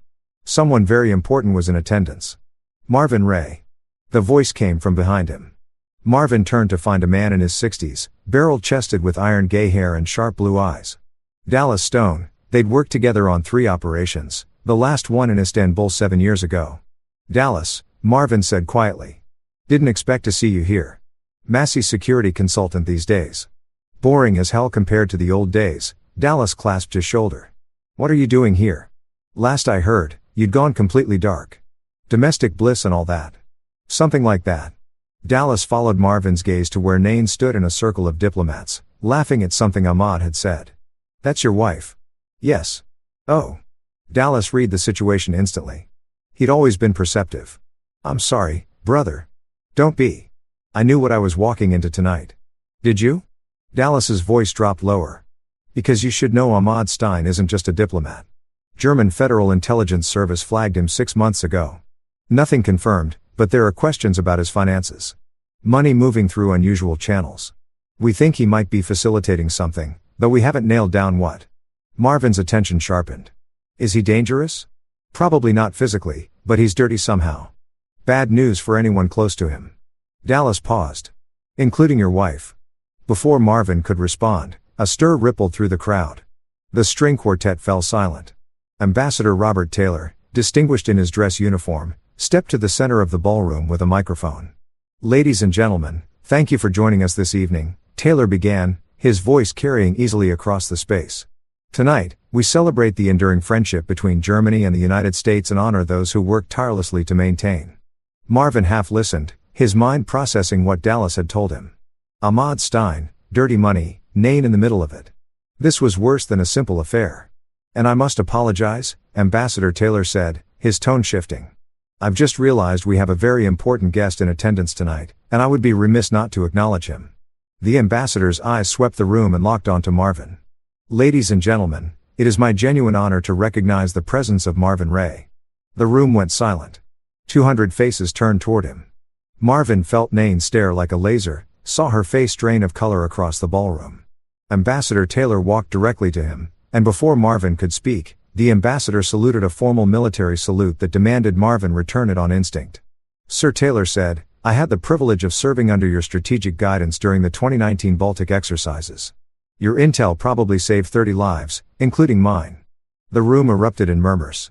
Dallas grinned beside him. Marvin saw Nain's mouth fall open, saw Ahmad Stein's confused frown. I'm retired ambassador, Marvin said quietly. Once a sentinel, always a sentinel, Taylor replied, using the nickname for top-tier DI analysts.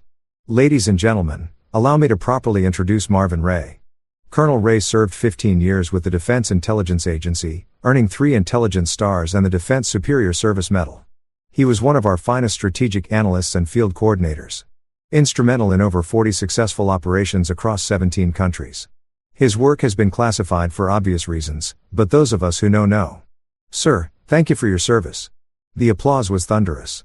Senators approached to shake his hand. The German defense minister appeared from nowhere, speaking rapid German that Marvin understood perfectly, thanking him for his work on NATO operations. A general he briefed in Qatar embraced him. Through it all, Marvin kept his eyes on Nain. She stood frozen.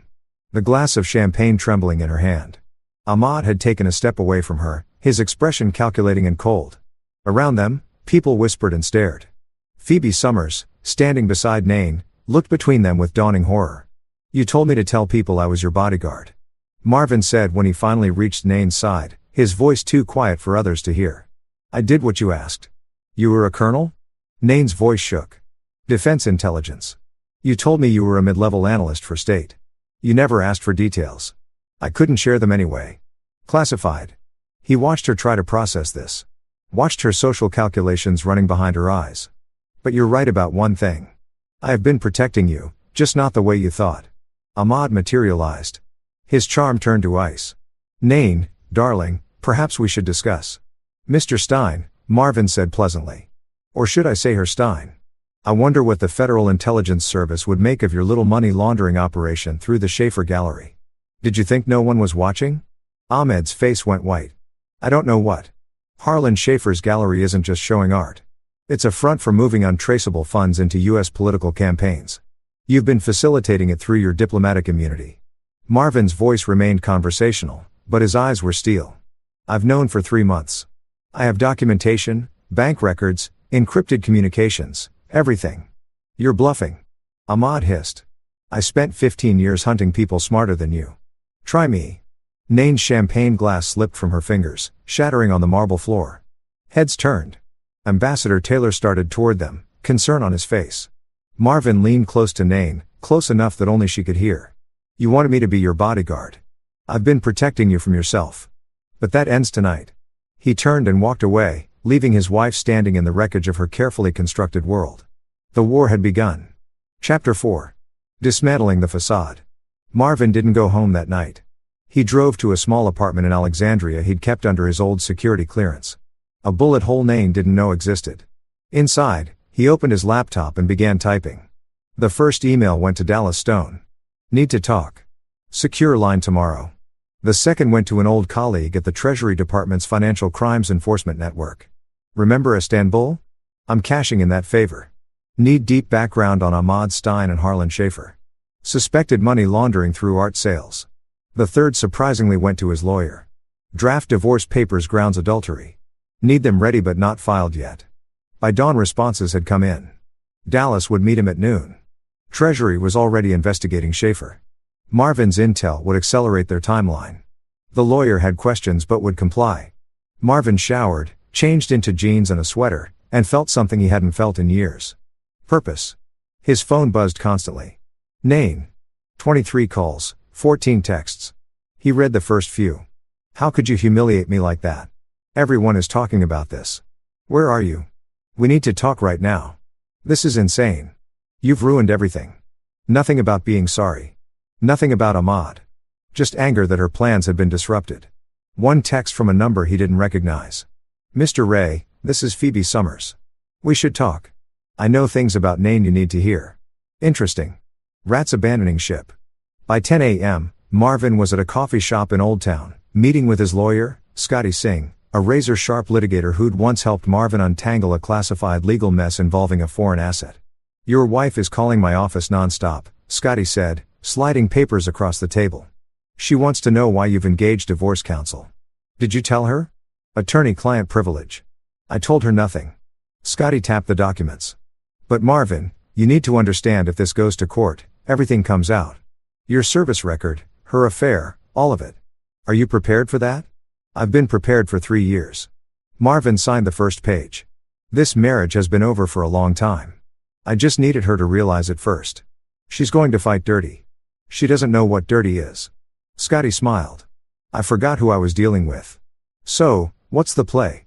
The truth. Document everything. I want discovery to be devastating. Financial records, phone logs, hotel receipts, her affair with Ahmad Stein needs to be undeniable. And Stein, the allegations from last night. I have evidence, Marvin said. But I'm not using it in the divorce. That's bigger. That's federal. You're going to destroy him separately. I'm going to let him destroy himself.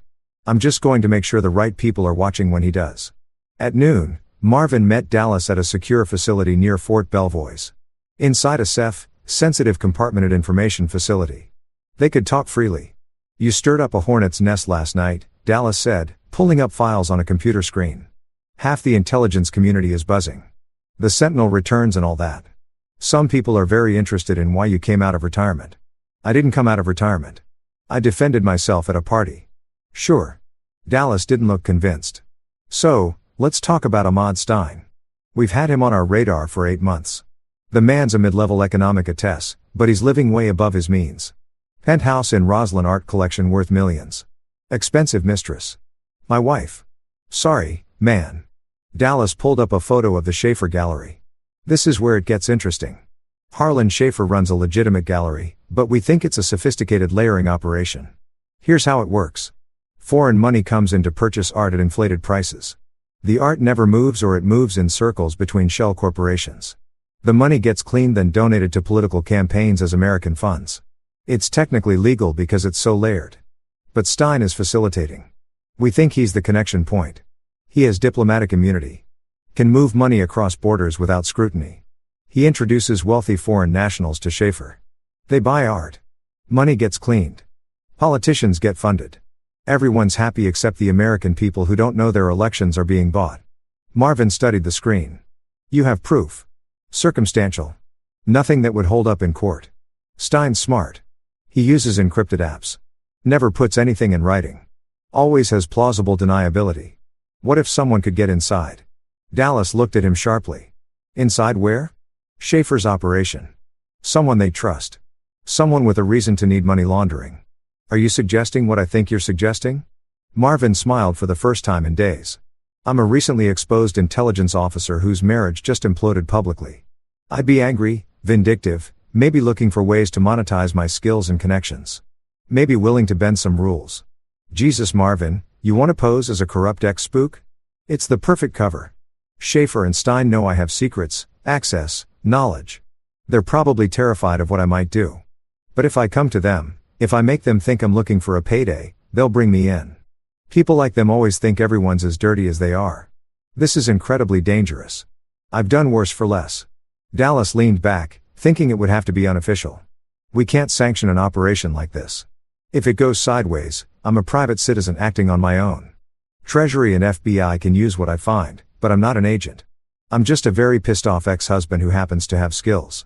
Nain's involved with Stein. If you burn him, you burn her. She made her choice. Dallas studied him for a long moment. You're not doing this just for revenge. No, Marvin admitted. I'm doing it because it's right. Stein and Schaefer are undermining our democracy. They're using my wife to legitimize themselves, giving them cover in social circles. They need to be stopped. The fact that it also destroys the people who betrayed me is just efficient. Chapter 5. The Approach. 3 days after the gala, Marvin returned to the townhouse. Nain's car was in the driveway. Inside, he found her in the living room with Phoebe Summers. Both women looked up when he entered. Nain's face a mask of rage. Phoebe's expression harder to read. "Where the hell have you been?" Nain stood, her hands clenched. "You disappear for 3 days. You humiliate me in front of everyone who matters. You spread lies about Ahmad." "I didn't lie about anything. You accused him of money laundering. He could sue you for slander." "He won't." Marvin set his keys on the table because it's true. And filing a lawsuit would open him up to discovery. His lawyers have probably already told him that. Nain's face flushed. "You bastard. You couldn't stand that I was finally succeeding. That I'd found someone who actually appreciated." "Phoebe," Marvin interrupted, looking at the blonde woman. "Did you tell her yet?" Phoebe shifted uncomfortably. "Tell me what?" Nain spun to face her friend. "I'm sorry, Nain," Phoebe said quietly. "But you need to know. Ahmad is using you. He's not going to leave his wife.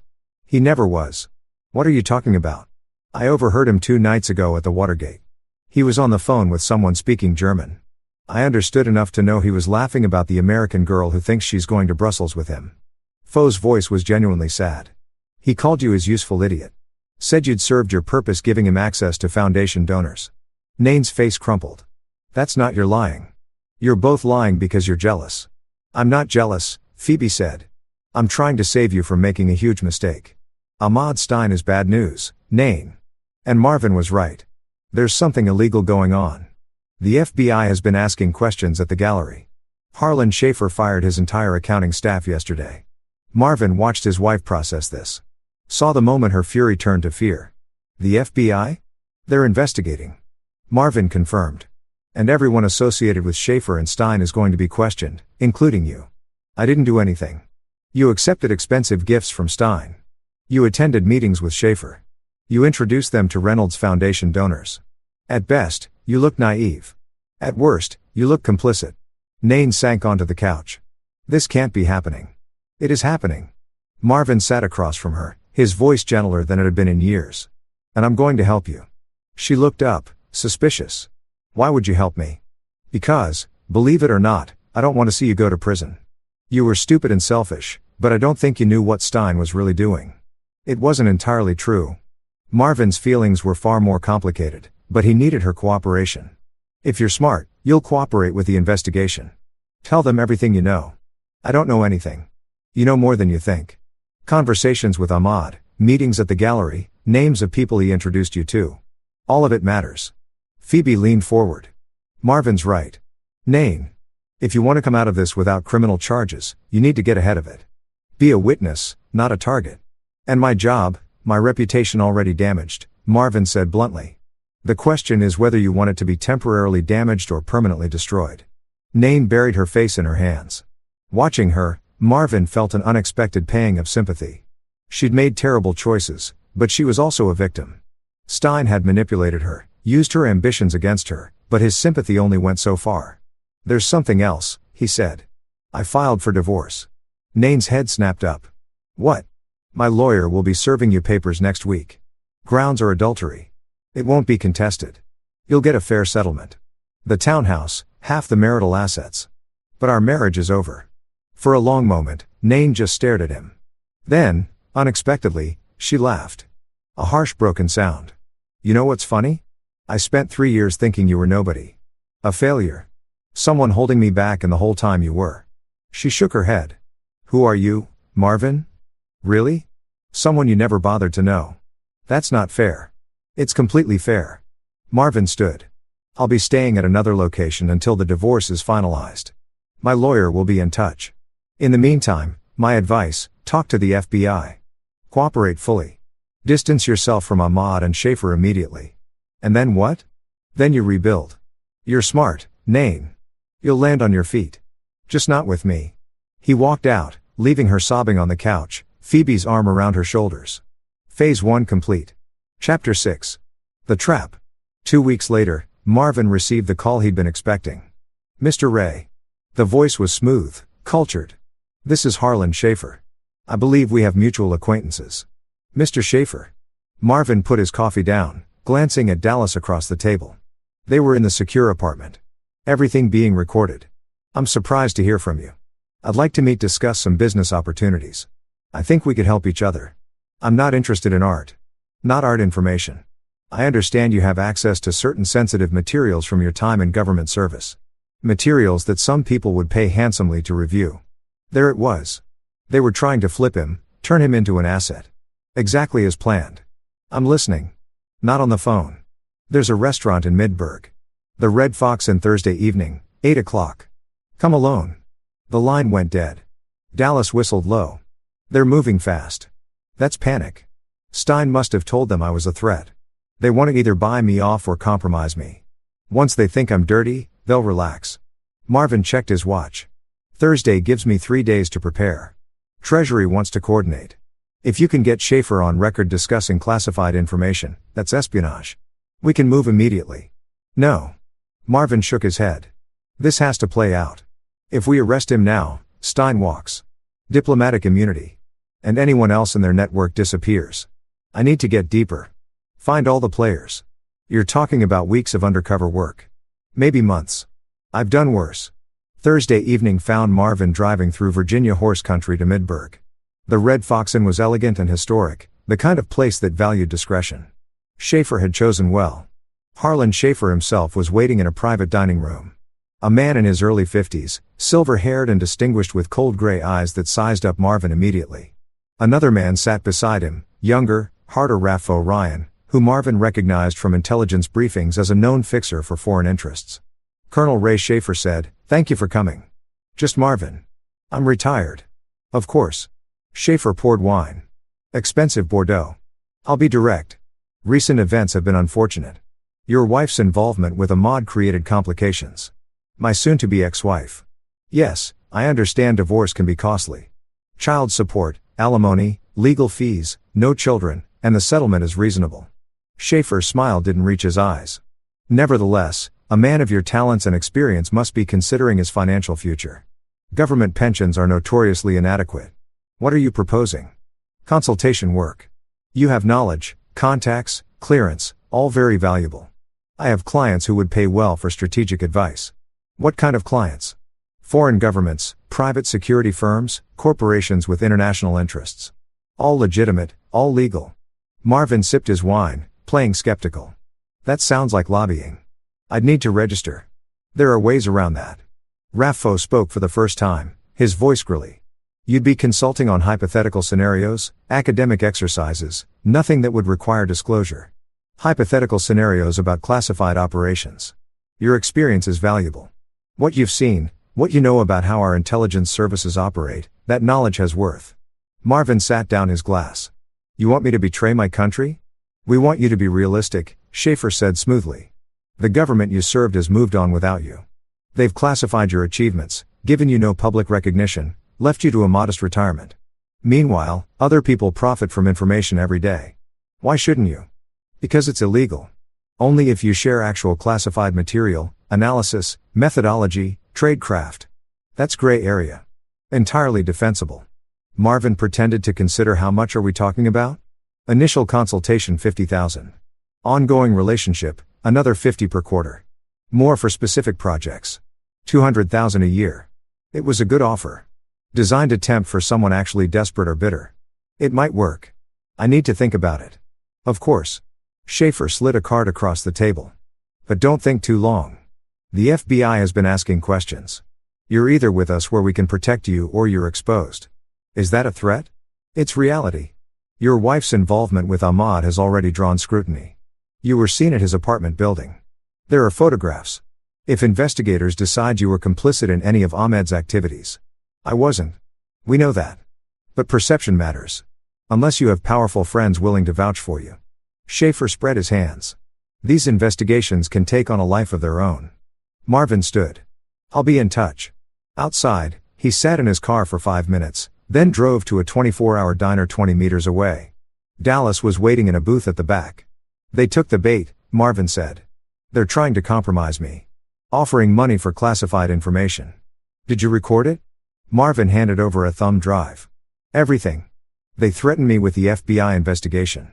Tried to make it sound like I'd be implicated in Ahmed's crimes unless I cooperated with them. That's conspiracy, attempted bribery, and intimidation. We can move now. Not yet. Schaefer mentioned clients and protection. There are more people involved. I need to meet them. Dallas looked worried. The deeper you go, the harder it is to get out clean. I know, but we have to finish this. What neither of them saw was the car parked at the far end of the diner's lot, Ahmad Stein behind the wheel, watching them through binoculars, his expression dark with fury. Chapter 7. Convergence. Ahmad Stein made his decision in the early hours of Friday morning. He'd watched Marvin Ray meet with Dallas Stone, clearly a handler, and knew he'd been played. Ray was working with federal law enforcement, probably had been since the gala. Everything was unraveling. He couldn't run. Too visible. Too many watchers. But he could still salvage something. Heron would have to be sacrificed along with Ralpho and the other visible players. Ahmad had always kept himself insulated. Always had contingencies, including one desperate final play. He called Nain at 6 a.m. She answered groggy. Ahmad, I told you not to contact me. I need to see you today. It's urgent. I'm done. Ahmad. My lawyer said, your lawyer doesn't know that you transferred $75,000 to my account last year. Silence. Then that was a loan for your son's medical treatment. You said, I said a lot of things, but in writing that transfer looks like payment for services rendered, especially when the FBI starts connecting dots. You're threatening me. I'm giving you a chance. Meet me at the Toac Overlook. Noon, come alone. 1 hour, then we never speak again. He hung up before she could respond. Marvin learned about the meeting from Phoebe, who called him at 9 a.m. in a panic. Nain just texted me. Phoebe said she's going to meet Ahmad at some park. She sounded scared. Marvin, I think he threatened her. Where? Toac Overlooked Park. Noon. Marvin checked his watch. 3 hours. He called Dallas. We need to move. Ahmad is panicking. Meeting with Nain today. If he's desperate enough to reach out to her, he might try something stupid. How stupid? Worst case, she's a liability who can testify against him. He has diplomatic immunity. He could leave the country any time, but not if there's a witness who can destroy his defense. Jesus, you think he'd hurt her? I don't know, but I'm not taking chances. By 11:30, Marvin was positioned in the park, concealed in the tree and above the overlook point. Dallas had a team on standby, but they couldn't move without cause. Ahmed's diplomatic status made him untouchable unless they caught him in a crime. Nain arrived first, parking her Audi and walking to the overlook platform. She looked thinner than she had 2 weeks ago, her face drawn. Marvin felt an unexpected surge of protectiveness. Ahmad appeared 10 minutes later, alone. They stood at opposite ends of the platform, the Toac rushing below. You didn't need to threaten me, Nain said. I was never going to testify against you. Your cooperation isn't optional anymore. Ahmed's voice was cold. The FBI has frozen Schaefer's accounts. They've arrested Rolfo. They'll come for me next, but I have immunity. The question is, what story gets told? What do you want? I want you to take responsibility. Say you introduced me to Schaefer, helped facilitate connections, but you believed everything was legitimate. You had no knowledge of money laundering. You were the innocent dupe. That's the truth, is it? You took expensive gifts. You spent weekends in Paris on my dime. You introduced me to a dozen foundation donors who ended up contributing to campaigns we were funding. You're not innocent, Nain. You're just ignorant. I loved you, she said quietly. Ahmad laughed. You loved what I represented. Access, power, sophistication. You were useful, Nain. That's all. You're a bastard. I'm a realist. You pulled out a folder, sign this affidavit. It says, you introduced Schaefer and me, but had no knowledge of financial impropriety. It protects both of us. My lawyer said, your lawyer is wrong. If you don't sign this, I'll make sure investigators know about every meeting, every introduction, every donation you facilitated. I'll bury you to save myself. Nain took the folder with shaking hands. Where do I sign? That's when Marvin stepped out of the tree lane. Don't sign anything, Nain. Both of them spun. Ahmed's hand moved inside his jacket toward a gun. Marvin's instinct screamed. Ahmad. Marvin's voice cut through the air. Don't. Ahmed's hand froze. For a long moment, they stared at each other across the platform. Colonel Ray, Ahmad said finally. I should have known. Is this where you reveal you've been recording everything? Very clever. This is where you make a choice. You can try to run, but you won't make it to your car. You can try to hurt Nain, but I won't let that happen. Or you can surrender. Those are your only options. I have diplomatic immunity, which protects you from prosecution, not from evidence gathering. We have everything, Ahmad. The account transfers, the communications with Schaefer, the names of every foreign national who funneled money through the gallery. Your immunity means you'll be declared persona non grata and expelled, but your network will be dismantled and everyone you worked with will face justice, including her. Ahmad gestured at Nain. She'll cooperate with investigators. She'll testify. She'll take responsibility for her mistakes. Marvin looked at his wife, but she's not going to be your scapegoat. Ahmed's hand moved again, and this time Marvin didn't wait. He covered the distance in 3 strides, catching Ahmed's wrist as the gun cleared his jacket. They grappled the weapon between them. And then Marvin executed a simple wrist lock that sent the gun clattering across the platform. Dallas and his team erupted from concealment, weapons drawn. Federal agents on the ground. Ahmad dropped, hands behind his head, his face twisted with rage. Diplomatic immunity, he gasped. You can't arrest me. We're not arresting you, Dallas said. We're securing a crime scene. Attempted assault with a deadly weapon witnessed by multiple federal officers. Your embassy will be notified. You'll be expelled within 48 hours. As they cuffed him, more for show than enforcement, Ahmad locked eyes with Marvin. You destroyed your own wife to get to me. No, Marvin said quietly. I saved her from you. Chapter 8, Fallout. The next 72 hours were a media firestorm. Ahmad Stein expelled from the United States. Harlan Schaefer arrested on multiple counts of money laundering and campaign finance violations. Raffo Ryan in federal custody cooperating with investigators. And Marvin Ray, the mysterious ex-intelligence officer who'd unraveled the entire conspiracy. Nain sat in a conference room at the FBI field office, her lawyer beside her, answering questions for the 4th time. She looked exhausted but composed. Mrs. Ray, the assistant U.S. attorney said, you understand that your cooperation is the only reason we're not pursuing charges. I understand. The evidence shows you were manipulated, but you also benefited materially from Mr. Stein's gifts. You'll need to forfeit anything of value you received. Already done. Nain slid a list across the table. Jewelry, clothes, travel expenses, everything I could document. Total value approximately $90,000, and you'll testify against Schaefer if it goes to trial. Yes. The prosecutor nodded. Then we're done here. Stay in the area. Expect to be called before the grand jury, but you're free to go. Outside, Nain found Marvin waiting in the parking garage. They hadn't been alone together since the overlook. Thank you, she said, for everything. You could have let Ahmad threaten me. You could have let me go down with him. No, I couldn't. Why not? After everything I did to you, Marvin leaned against his car. Because I still remember the woman I fell in love with. The one who wanted to change the world, make it better. She's still in there under all the ambition and mistakes. Nain's eyes filled with tears. I don't know if she is. Then find her. He pulled out an envelope. The divorce papers. Your lawyer has a copy. I'm not asking for much. Split the assets. You keep the house. Clean break. You're being very generous. I'm being fair. He paused. For what it's worth, I'm sorry. For what?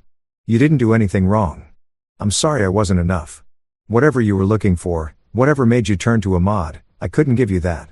Maybe if I'd been more present, less closed off, things would have been different. Don't, Nain said fiercely. Don't take responsibility for my choices. I was selfish and stupid and cruel. You tried. I didn't see you. I didn't see how lucky I was. They stood in silence for a moment. The weight of 6 years settling between them. What will you do now? Marvin asked. Reynolds Foundation asked for my resignation. I gave it. Fo's been helpful. She has connections at a smaller nonprofit. It's a step down, but it's a start. Nain managed a sad smile.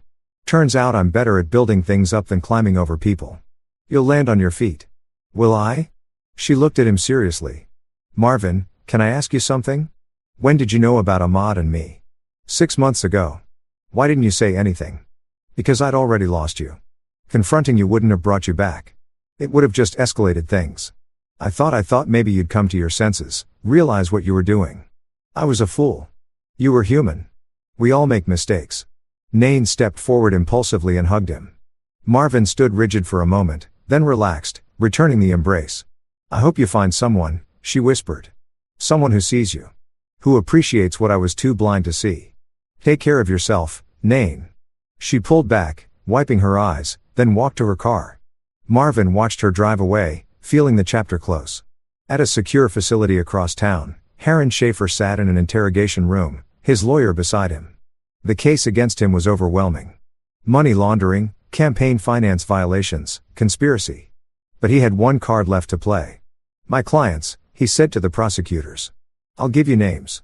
Foreign nationals, shell corporations, politicians who knowingly accepted dirty money, everything in exchange for reduced sentence, minimum security facility, protection." The prosecutors exchanged glances. "We'll consider it. Start talking." Schaefer talked for 6 hours. By the end, 12 more investigations had been opened, spanning 4 countries, and involving 2 sitting senators, 5 congressional representatives, and dozens of foreign operatives. The scandal would rock Washington for years. But for Marvin Ray, it was already over. Chapter 9. The Sentinel Rises. 3 months later, Marvin stood in a small ceremony room at the Pentagon. The gathering was private, just a dozen people, all with HIL clearances. Ambassador Taylor was there, as was Dallas Stone and the current director of the Defense Intelligence Agency. "Colonel Ray," the director said, "you were awarded the Intelligence Star for your service, but that ceremony was classified. Today, we're here to present you with a 4th star for your actions in Operation Sunset, the dismantling of the Schaeferstein network." Marvin accepted the medal, knowing it would go back in a safe, classified, and hidden. But the gesture mattered. "Your work prevented foreign influence from corrupting dozens of political campaigns," the director continued. "You exposed a network that had operated for years, and you did it while protecting an innocent civilian, your wife, from becoming collateral damage." Ex-wife, Marvin corrected gently. "The divorce finalized last week. Even so, your integrity throughout this operation was exemplary. The agency would be honored if you'd consider coming back. Not field work, strategic analysis, teaching, mentoring the next generation." Marvin had already decided. "Thank you, sir. But no, I think it's time I actually retired. For real this time." "What will you do?" "I have some ideas." That evening, Marvin met Dallas for a drink at a quiet bar in Georgetown. They toasted the successful operation, the dozens of prosecutions underway, the diplomatic nightmare Ahmad Stein had created for Germany by violating his immunity. "You could have come back," Dallas said. "They meant it. You'd be running the analysis division within a year." "I know, but I spent 15 years in the shadows. I think I'd like to try living in the light for a while." "And Nain working at a non-profit in Richmond. We exchange emails occasionally. Cordial. She's rebuilding. Still love her." Marvin considered the question. "I love who she was, who she could be again.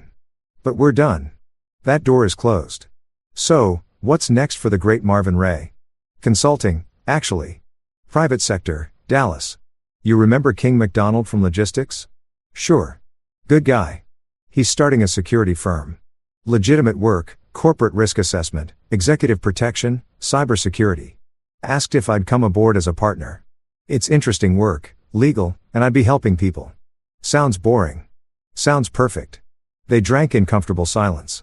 Outside, Washington hummed with its eternal rhythms. Power changing hands, scandals erupting and fading, the machinery of government grinding forward. Marvin's phone buzzed. A text from an unknown number. "Mr. Ray, my name is Eugenia O'Connor. Ambassador Taylor suggested I contact you. I run a women's shelter in Anacostia. We've been having security issues and I heard you might be able to help. Pro bono. We don't have much budget." Marvin smiled and typed back. "I'd be happy to take a look. When's a good time?" "New client?" Dallas asked. "Maybe more than that." Marvin showed him the text. "Taylor's got a good heart. He knows I need purpose. You just took down an international conspiracy. That wasn't purpose enough. That was settling accounts. This is building something new." A week later, Marvin walked through the women's shelter in Anacostia. Eugenia O'Connor was 50-some, fierce and tireless, running the facility on grants and donations, providing refuge for women escaping abuse. The building needed better locks, cameras, a panic room. "I can't pay you," Eugenia said apologetically. "But if you could just advise us on what we need, I can try to fundra." "I'll handle it," Marvin said. "Pruno, like you said, consider it my contribution." "Why would you do that?" "Because someone very close to me was recently in a situation where she felt trapped and scared. I'd like to think if she'd known about a place like this, she would have had options." Over the next month, Marvin transformed the shelter security, new locks, cameras with night vision, reinforced doors, a safe room. He trained staff on threat assessment, emergency procedures, coordination with police. Eugenia watched him work with growing admiration. You were really a colonel long time ago, and you brought down that whole corruption thing with the German embassy with a lot of help. You're a good man, Marvin Ray. I'm trying to be. On his last day at the shelter, as he was packing up his tools, Eugenia approached with a younger woman, mid-20s, dark hair, kind eyes. Marvin, this is my daughter, Wilma Wilson. She's a social worker here. Wilma, this is Colonel Ray. Just Marvin, he said, shaking Wilma's hand. Nice to meet you. Mom's been raving about you for weeks, Wilma said, smiling. Thanks for everything you've done here. You've made a real difference. They talked for a few minutes. Wilma's work with trauma survivors, Marvin's new consulting business. There was an easy rapport, a natural conversation that flowed without effort. Maybe I could take you to dinner. Marvin found himself saying to thank you for your work here. It's important. Wilma's smile widened. I'd like that. As Marvin drove home that evening, his phone rang. Nain. Hey, she said when he answered. I wanted to tell you, I got a promotion, director of programs at Richmond Hope House. It's small, but it's mine. I'll actually be helping people instead of just chasing status. That's great, Nain. Really? And I met someone. Just coffee so far. Nothing serious, but he's nice. Normal a teacher. I'm happy for you. Are you? I wasn't sure if I am, Marvin said and meant it. We both deserve to move forward. What about you? Seeing anyone may be too early to tell. Good. That's good. A pause, Marvin. I'm sorry. I know I said it before, but I don't think you really heard me. I'm so sorry for how I treated you for not seeing what I had. You deserved better. We both did. But we're getting better now. Yeah, we are. Another pause. Take care of yourself. Okay, you too. The call ended. Marvin pulled into his new apartment, smaller than the townhouse, but his, and found himself smiling. The last 3 months had been chaos. But somewhere in the wreckage, he'd found something he'd lost years ago himself. His phone buzzed. A text from Dallas. McDonald's firm is getting a contract to secure embassy events. Guess who requested you specifically? Ambassador Taylor. He says you're the only one he trusts. Another text. This one from Wilma. Friday night. There's a great Italian place in Adams Morgan. Marvin responded to both, then opened his laptop. King McDonald had sent files for their first official client. A tech company worried about corporate espionage. Real work. Legitimate work. Work that mattered. He thought about Nain, about the man he'd been when they'd married. Closed off, secretive, unable to truly connect. About the man he'd become during their slow divorce. Bitter, watchful, alone, and about the man he was now, open, purposeful, building instead of guarding. The Sentinel had spent 15 years in the shadows, protecting people who never knew his name. Then 3 years invisible in his own home, protecting a wife who didn't want his protection. Now, finally, he was stepping into the light, and the light was good. That brings this story to an end, and that one was definitely a wild ride. Let me know what you think in the comments. Now, let's move into the next story, titled, My wife threw my birthday cake on the floor and said, "Eat it off the ground." The whole tables laughed. I didn't say a word. That evening, my wife's mother texted, "We've chosen to sever all contact. Stay away forever." My wife liked it. I replied, removing my name from every loan tomorrow. By midnight, the group chat flooded. 100 missed calls. I stood in the center of my own living room, surrounded by people who were supposed to love me, and watched my birthday cake, a 3-layer chocolate masterpiece with hand-piped frosting, arc through the air in slow motion before it hit the hardwood floor with a wet, decisive slap. The room went silent for exactly 2 seconds. Then my wife Sarah said the words that would end our marriage, though neither of us knew it yet. Go ahead, eat it off the ground. The laughter started small. Her sister Emma first. Always the quickest to follow Sarah's lead. Her high-pitched cackle cutting through the air like breaking glass. Then her brother Marcus joined in. That deep mean laugh he'd perfected in high school when he used to mock the kids who couldn't afford the right sneakers. Sarah's mother, Patricia, didn't laugh outright. She never did anything so undignified. But she smiled thin and sharp as a paper cut, her eyes gleaming with something that looked uncomfortably close to satisfaction. My own mother stood near the kitchen doorway, frozen with a stack of dessert plates in her hands. My sister Jenny had gone pale, her mouth opening and closing like she wanted to say something but couldn't find the words. My best friend Mike, who'd driven 3 hours to be here, looked like he was watching a car accident in progress, horrified but unable to look away. I didn't say a word. Not because I couldn't. Not because I was too shocked, though God knows I was shocked. But because in that moment, standing there with chocolate frosting slowly spreading across the floor I'd refinished myself last summer, I had a moment of perfect crystalline clarity. I saw the pattern. I saw the whole shape of my marriage like a constellation suddenly visible in a night sky I'd been staring at for years without really seeing. Every dismissive comment, every public humiliation disguised as a joke. Every time I'd swallowed my pride and told myself it was just her sense of humor, just her family's way, just a bad day, just stress from work, just anything but what it actually was. I saw it all. And I knew that if I opened my mouth, if I said what I was thinking, there would be a fight. Sarah would cry. Her family would close ranks. I'd be painted as the villain, the oversensitive husband who couldn't take a joke, who had ruined his own birthday party by making a scene. By tomorrow morning, it would be my fault somehow. It always was. So, I said nothing. I bent down, picked up the cake plate miraculously, unbroken, and carried it to the kitchen. I walked past my mother, who reached out to touch my arm, but I shook my head gently. Not now. I set the plate in the sink, washed my hands, and dried them on the dish towel with the little blue whales that Sarah had always said was too childish for our kitchen, but that I'd kept anyway because my grandmother had given it to me. When I returned to the living room, the party was continuing as if nothing had happened. Someone had turned up the music. Marcus was telling a story about his new boat. Sarah was laughing at something her mother had said, her hand on Patricia's arm, both of them looking flushed and pleased with themselves. I stood there for a moment, watching my wife laugh in our living room while my birthday cake slowly dissolved into the grain of the floor. I'd spent 3 weekends refinishing because she'd wanted it to look authentic and rustic for her Instagram photos. Then I turned and walked upstairs to our bedroom. The evening was May 14, 2024. I was 34 years old, and I had just experienced the last public humiliation I would ever accept from anyone. I need to back up. I need to tell you how I got here. Standing in my bedroom, listening to my wife's laughter drift up the stairs like smoke while I opened the closet and pulled out the filing cabinet I'd moved in there 6 months ago when Sarah had decided she needed my office for her creative space. We'd been married for 7 years, together for 9. High school sweethearts, if you can call it that. She was the popular girl, captain of the dance team, homecoming court, the kind of girl who seemed to glow with some indefinable quality that made people want to be near her. I was the quiet kid who'd surprise everyone by starting a small web design business my junior year. Not popular exactly, but not invisible either. Profitable. I think that's what attracted her to me initially, if I'm being honest with myself. Not my sparkling personality or my devastatingly handsome features. I'm average looking at best, the kind of face you'd forget 5 minutes after meeting. But I had money, or at least the promise of money, which in Sarah's world amounted to the same thing. Her family had money once, old money, the kind that came with a hyphenated last name and stories about great-grandfathers who'd owned textile mills. But somewhere between the great-grandfathers and Patricia, that money had evaporated, leaving behind only the attitude that came with it. They still acted like aristocracy.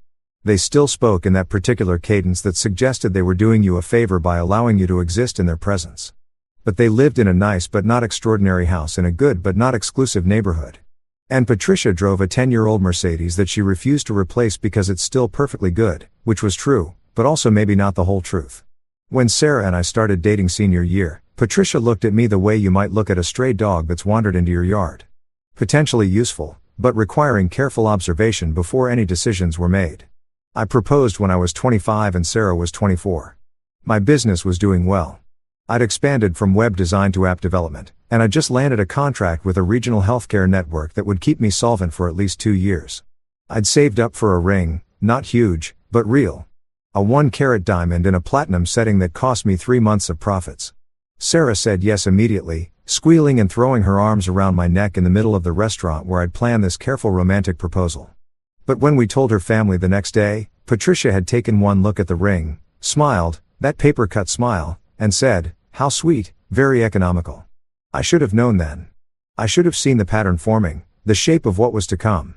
But I was in love, or thought I was, and I told myself that Patricia was from a different generation, that her standards were just different, that she'd warm up to me eventually. She never did. The wedding cost $83,000. I paid for most of it. My parents contributed what they could. My father was a high school teacher. My mother a nurse. They'd saved $10,000 in a special account they'd opened when I was born, planning for this moment. Sarah's family contributed nothing, but Patricia had opinions about everything. The venue wasn't prestigious enough. Then it was too ostentatious. The flowers were pedestrian. The menu was trying too hard. My suit was off the rack. It wasn't I'd had it tailored, but it wasn't bespoke, which in Patricia's world meant it might as well have come from a thrift store. The guest list was too small. Sarah wanted 200 people. I'd argued for 100 because of the cost. The band wasn't the right kind of band. The photographer wasn't artistic enough. Sarah agreed with her mother on every point. And I found myself nodding and saying yes and quietly increasing my credit limit and taking out a personal loan to cover the shortfall because every time I suggested something more modest, Sarah would get this look on her face, hurt and disappointed like I was failing some fundamental test of my love for her.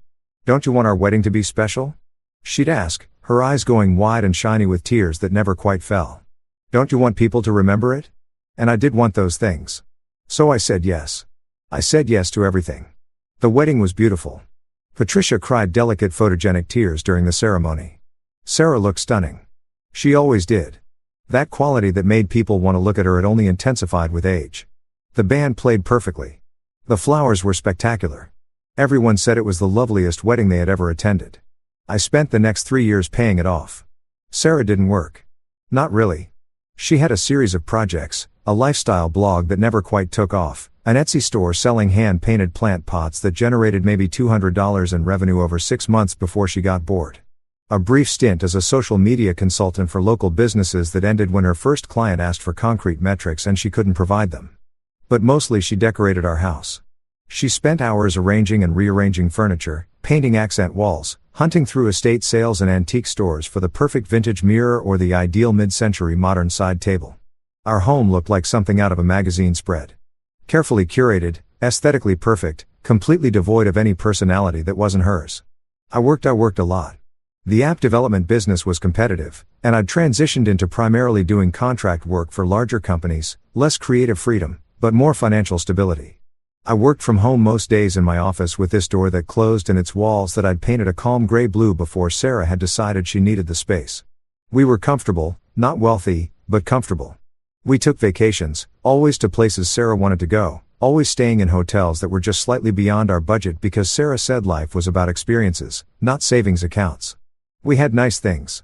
We ate at good restaurants. Sarah drove a new Lexus SUV that she'd insisted she needed for the business she was going to start.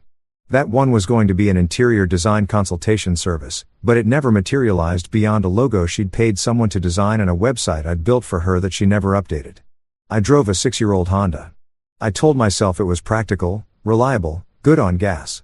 I told myself I didn't care about cars. But both things were true. But also, Sarah had made it clear that we couldn't both drive luxury vehicles, and she needed the Lexus for her image. Her image mattered a lot. We had dinner with her family every Sunday. This wasn't discussed or negotiated. It was simply a fact of our marriage, like the sky being blue or water being wet. Every Sunday at 6 p.m., we drove to Patricia's house and sat at her dining room table and ate whatever she'd prepared. Always traditional, always vaguely British in the way that American families who want to seem aristocratic default to roast beef, Yorkshire pudding, overboiled vegetables. Patricia presided over these dinners like a queen holding court. Marcus would talk about his job at the investment firm entry level, but he made it sound like he was personally managing billions. Emma would discuss her latest drama. She seemed to specialize in collecting and discarding boyfriends at a rate that suggested either very high standards or very poor judgment, possibly both. Sarah would light up at these dinners in a way she never quite did at home. She'd laugh louder, talk faster, lean in closer to her mother's stories.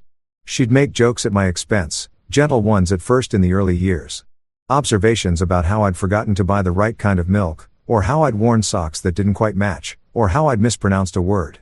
"He's so brilliant with computers," she'd say, her hand on my arm, like she was softening the blow, but totally hopeless with real-world things. Her family would laugh. I'd smile. What else could I do? Over the years, the jokes got sharper. Less gentle, more calculated. My clothes were never quite right. My table manners were charmingly rustic. My opinions on politics, art, culture, anything really were sweet or interesting, which in Patricia's vocabulary meant wrong, but not worth correcting. When I'd try to contribute to conversations, there would be this pause, this moment where everyone would look at me with expressions that ranged from polite tolerance to barely concealed impatience, waiting for me to finish so they could return to more interesting topics. I started talking less at Sunday dinners. Eventually, I mostly stopped talking at all. Sarah never defended me, not once in 7 years. When her mother made a particularly cutting remark about my background, my father was a teacher, remember? Respectable, but decidedly not aristocratic. Sarah would laugh along with her. And when Marcus would tell stories about his important clients that were thinly veiled attempts to make my work sound quaint and trivial by comparison, Sarah would nod enthusiastically. I told myself it didn't matter. Family dynamics were complicated. Sarah was close to her mother. That was good, wasn't it? Better than being distant. And the jokes weren't that bad, really. They were just teasing. I was being too sensitive. I told myself a lot of things. The filing cabinet in my closet contains 7 years of paperwork. I'm organized by nature. It's probably part of what makes me good at my work. And I'd kept everything. Every document, every contract, every receipt, every bank statement, every tax return. I pulled out the folder labeled Property and Assets and sat down on the edge of our bed. Our house, the beautiful and perfectly decorated house that Sarah had spent hundreds of hours turning into an Instagram-worthy showpiece, was in my name. Only my name. I'd bought it 3 years ago with money I'd saved for my business and a mortgage I'd qualified for based solely on my income. Sarah hadn't been on the mortgage application cause she didn't have verifiable income. She'd signed some papers at closing, but they were spousal consent forms, not ownership documents. The house was mine. The Lexus she drove was leased and the lease was in my name cause again she didn't have the income to qualify on her own. I was legally responsible for the monthly payments. Our credit cards, we had 3, were all in my name. She had cards attached to my accounts, but they weren't her accounts. Every purchase she made appeared on statements that came to me that I paid for my checking account every month. I pulled out the folder labeled Family Loans. This was more complicated. 6 years ago, Marcus had called me. Not Sarah, me directly. He'd been apologetic, embarrassed even. He was having some cash flow problems. He said the investment firm was restructuring. His commissions were delayed. He had rent coming due. And his landlord was being unreasonable about late payments. Could I help him out? Just short term, just until his next commission check cleared. $5,000. I transferred it the next day. He never paid it back. 4 years ago, Emma had needed help with her car. The transmission had failed and she didn't have the money for repairs. Could we loan her $3,000? Sarah had asked me, her eyes soft and pleading. She's my sister. We can't just let her be without a car. Emma never paid it back either. 3 years ago, Patricia's roof had needed extensive repairs. Water damage, structural issues, the kind of thing that couldn't be postponed. She'd needed $20,000. She'd asked Sarah, who'd come to me with that same pleading expression. It's my mother. She raised me. How can we say no? I hadn't said no. I'd taken out a personal loan, not a home equity loan, because the house was still too new and I didn't have enough equity yet, and given Patricia the money. She'd promised to pay me back in installments. She'd made 3 payments of $500 each, then stopped. When I gently mentioned it to Sarah, she'd gotten angry with me. My mother is struggling, she'd said. How can you be so cold about this? Money isn't everything. I'd let it go, and I'd always let things go. Over 7 years, I'd loaned Sarah's family a total of $63,000. I had documentation for all of it. Texts, emails, bank transfers, even a few promissory notes that Patricia had insisted on writing up because we're not the kind of family who doesn't formalize these things properly. The notes were notarized and everything, though I'd never imagined I'd need to enforce them. I pulled out another folder, joint expenses. Except they weren't really joint, were they? I paid the mortgage. I paid the property taxes. I paid the utilities, the insurance, the HOA fees, the landscaping service. Sarah had insisted we needed the house cleaner who came every 2 weeks, the grocery bills, the restaurant tabs, the vacation costs, the car payments, both cars. Actually, 'cause mine was paid off, but I'd financed hers. Sarah contributed nothing financially to our household. She hadn't in years. I sat there on our bed in our bedroom with its perfectly coordinated linens and its carefully selected artwork and its designer lamps, and I did math. Over 7 years of marriage, I'd earned approximately $1.4 million for my business. After taxes and business expenses, that netted out to roughly $900,000. We'd spent about $700,000 on the wedding and on the house down payment and mortgage, on furnishings, on cars, on vacations, on daily living expenses, on loans to Sarah's family that would never be repaid. We had $200,000 in savings and retirement accounts, all in my name. Sarah had contributed zero to any of this. My phone buzzed. A text from my mother. Are you okay? Do you want me to come up? I typed back, I'm fine. Thank you for being here. I'm sorry you had to see that. Her response came quickly. You have nothing to apologize for. I love you. I could hear the party continuing downstairs. Someone had turned the music up louder. I could hear Sarah's laugh, bright and carefree, like nothing unusual had happened, like she hadn't just thrown a cake on the floor and told her husband to eat it like a dog while her entire family laughed. I opened my laptop. I want to be clear about something. I'm not a vengeful person by nature. I don't enjoy conflict. I don't fantasize about dramatic confrontations or elaborate revenge schemes. For 7 years, I'd absorbed countless small cruelties and told myself they didn't matter. That marriage was about compromise. That love meant accepting someone's flaws and their family's flaws and just making it work. But there's a difference between being patient and being a doormat. There's a difference between choosing your battles and letting yourself be ground down into nothing. And there's a difference between forgiveness and enabling someone to keep hurting you. I thought about the cake on the floor. I thought about Sarah's face when she'd thrown it. Not angry, not out of control, but amused, like she was playing to her audience, performing for her family's approval. The cruelty had been casual, thoughtless, the kind of cruelty that comes from genuinely not seeing someone as fully human. That's what hurt more than anything. Not the act itself, but the realization that my wife had looked at me and thought, this will be funny. This will entertain my family. She'd calculated the moment and decided my humiliation was worth the laugh. I pulled up my email and started a new message to my attorney. David Chen and I had gone to high school together. He'd been 2 years ahead of me, captain of the debate team, the kind of guy who everyone knew was going to be successful at whatever he chose to do. He'd become a family law attorney, and ironically, he'd handled the paperwork when Sarah and I had bought the house. He'd suggested then that we might want a post-nuptial agreement given that I was bringing significantly more assets to the marriage, but I'd waved him off. I trusted Sarah. We were in love. Now, I typed, David, I need to discuss filing for divorce. Are you available for a call this weekend? Best, James. His response came through within 5 minutes. He was apparently working late on a Saturday night, which I probably should have remembered given that he'd just made partner at his firm. Sorry to hear that. Yes, I can talk tomorrow afternoon. 3 p.m. work for you. Call my cell. I confirmed and closed the laptop. Then I pulled out my phone and opened my text messages. The family group chat, the Peterson clan, was active as it always was during gatherings. Sarah had created it 2 years ago as a way to coordinate Sunday dinners and share photos and generally maintain the sense of family unity that Patricia seemed to consider essential. I scrolled through the messages from tonight. Emma had posted a photo of the cake pre-throw with the caption, James turns 34. Looking good, followed by a series of party emojis. Then after the incident, Marcus had written, most dramatic cake cutting I've ever seen, Emma. I'm dying, Patricia. Some people are so sensitive. It was just a joke. Sarah had liked that message. I could see the little heart icon next to it with her name attached. I stared at that heart for a long time. My phone buzzed again, but this time it was a new text thread. Just Patricia and me. My stomach clenched even before I opened it. James, we've been discussing your behavior this evening, and we've decided it's best for everyone if we take some space from you. Your negativity and inability to take a joke has become exhausting for the whole family. We've chosen to sever all contact. Please respect our wishes and stay away forever. You read it 3 times. Then I looked at the timestamp. She'd sent it at 10:47 p.m. It was now 10:51.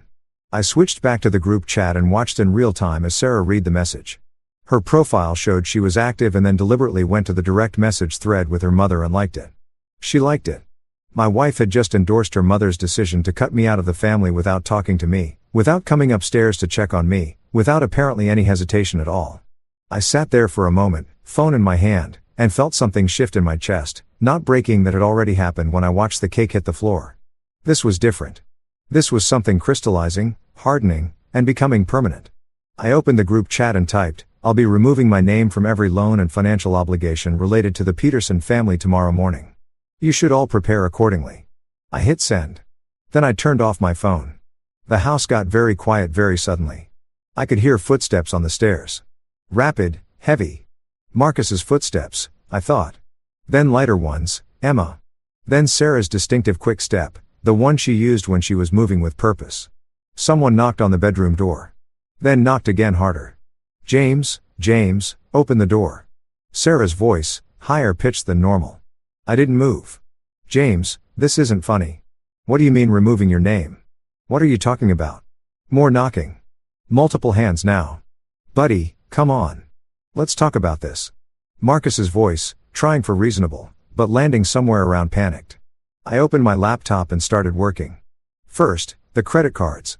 I logged into each account and marked Sarah's supplementary cards as lost or stolen. They'd be deactivated within minutes. Then I set up new cards for myself, different numbers which would arrive in 3 to 5 business days. The knocking continued. Sarah was saying something about how I was being ridiculous, how they'd been joking. How could I be so sensitive? Didn't I understand how family worked? Next, the Lexus lease. I logged into the account and started the process to terminate it early. There would be penalties, but I'd rather pay them than continue being responsible for a car payment on a vehicle I didn't drive for a person who just endorsed cutting me out of her family while laughing about my humiliation. The termination couldn't be completed online. It required a phone call and proper notice, but I filled out the preliminary paperwork and set a reminder to call first thing Monday morning. James, I know, my mother didn't mean it like that. Sarah was really shouting now. She was upset. You embarrassed us by walking away like that. You made a scene. I'd made a scene by quietly leaving the room after my wife threw my birthday cake on the floor and told me to eat it off the ground. I'd made a scene. I pulled up my bank accounts. We had one joint checking account that we'd opened when we got married. Sarah had insisted on it. Said it was important for married couples to share finances. In practice, it was the account where I deposited money and Sarah withdrew it. Current balance, $8,300. I initiated a transfer to my personal checking account, $8,299, leaving $1 in the joint account. I couldn't close it unilaterally, but I could empty it. I'd close it properly through my attorney. James, open this door right now. Patricia's voice, now sharp with command. The tone she probably used on service workers who weren't moving fast enough for her liking. I looked at the door. It had a lock, standard bedroom privacy lock, the kind you can open with a pin or a small screwdriver if you need to. I wondered if they'd try. I decided I didn't care. I pulled up the folder labeled Loans Marcus and attached it to a new email to David with the subject line Financial Documentation Marcus Peterson. Then I did the same for Emma's folder and Patricia's folder. Somewhere in the middle of this, my mother knocked on the door. I knew her knock, soft and respectful, even in crisis. James, honey, your father and I are going to head out. Your sister already left. Please call me tomorrow, okay?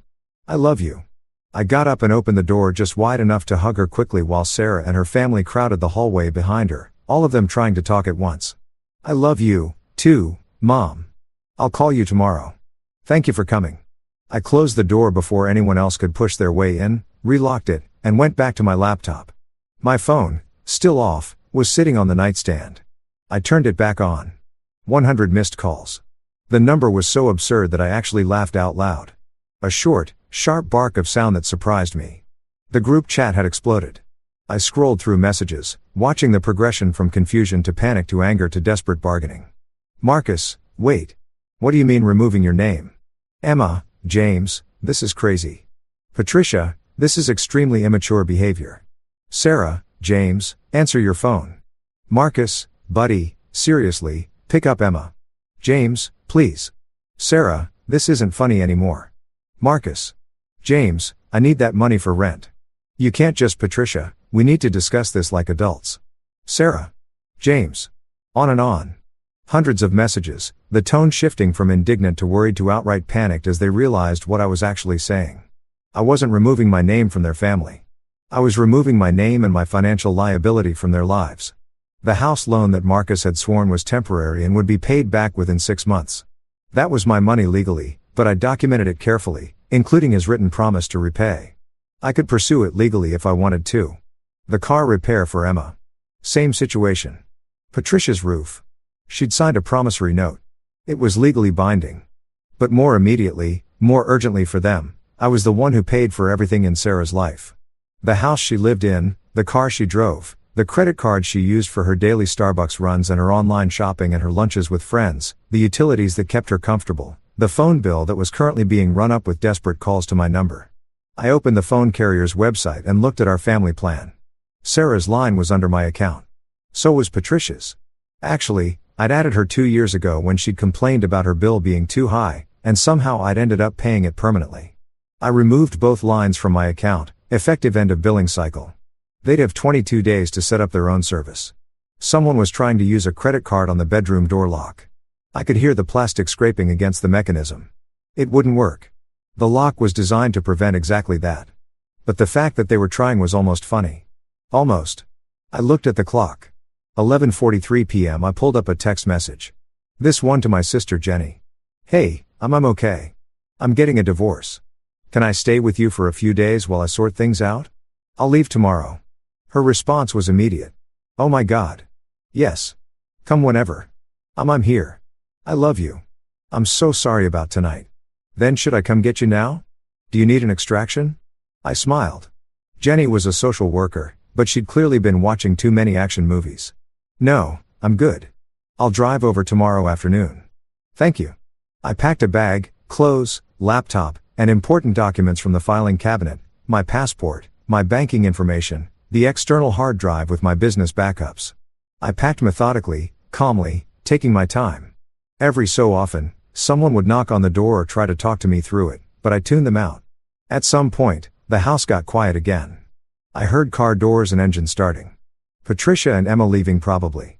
Marcus might have driven separately or gotten a ride with them. Sarah was still in the house. I could hear her downstairs talking on the phone. Her voice was high and strained, not quite crying, but close. I finished packing, set my bag by the door, and lay down on top of the covers, still fully dressed. I didn't sleep, but I rested. I stared at the ceiling, and thought about the shape my life had taken. How I'd bent and compressed myself, trying to fit into the space Sarah and her family had allotted to me. I thought about all the times I'd swallowed words, accepted blame that wasn't mine, apologized for things I hadn't done. I thought about the cake on the floor in Sarah's face when she'd thrown it. That casual cruelty, that certainty that I would take it, that I would always take it because I always had. She'd been right until tonight. I had always taken it. But people change. Situations change. There's a breaking point for everything, even patience, even love. Especially love that was never really love at all. Just familiarity and habit and the sunk cost fallacy dressed up in wedding vows. I waited until I heard Sarah go into the guest bedroom and close the door. Then I waited another hour to be sure she was asleep. At 3:15 a.m., I picked up my bag, unlocked the bedroom door, and walked downstairs. The cake was still on the floor. Someone had made a half-hearted attempt to clean it up. There were paper towels laid over the worst of it, but mostly it was still there, slowly congealing into the grain of my beautiful hardwood floor. I stepped over it, walked out the front door, got in my Honda, and drove to Jenny's apartment.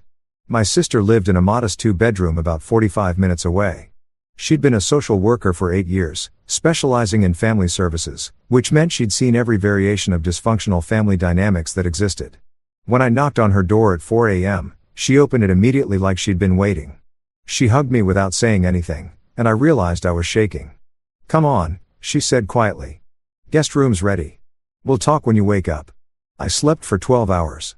When I finally woke up, it was late afternoon on Sunday. For a moment, I was disoriented. Wrong room, wrong bed, wrong light coming through the windows. Then I remembered, and the events of the previous night came back in a rush that made my chest tight. I checked my phone. 273 missed calls, 418 text messages, 67 voicemails. The group chat had continued its meltdown throughout the night and into the day. I scrolled through it, watching the progression. 1 a.m. Marcus. James, seriously, where are you? We need to talk. 2 a.m. Emma, this is insane. You can't just disappear. 3 a.m., please come home. I'm scared.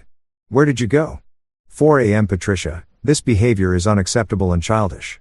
6 a.m. Marcus, my landlord just called. Rent was supposed to clear Friday. What the hell, James? 8 a.m. Sarah James, I'm sorry.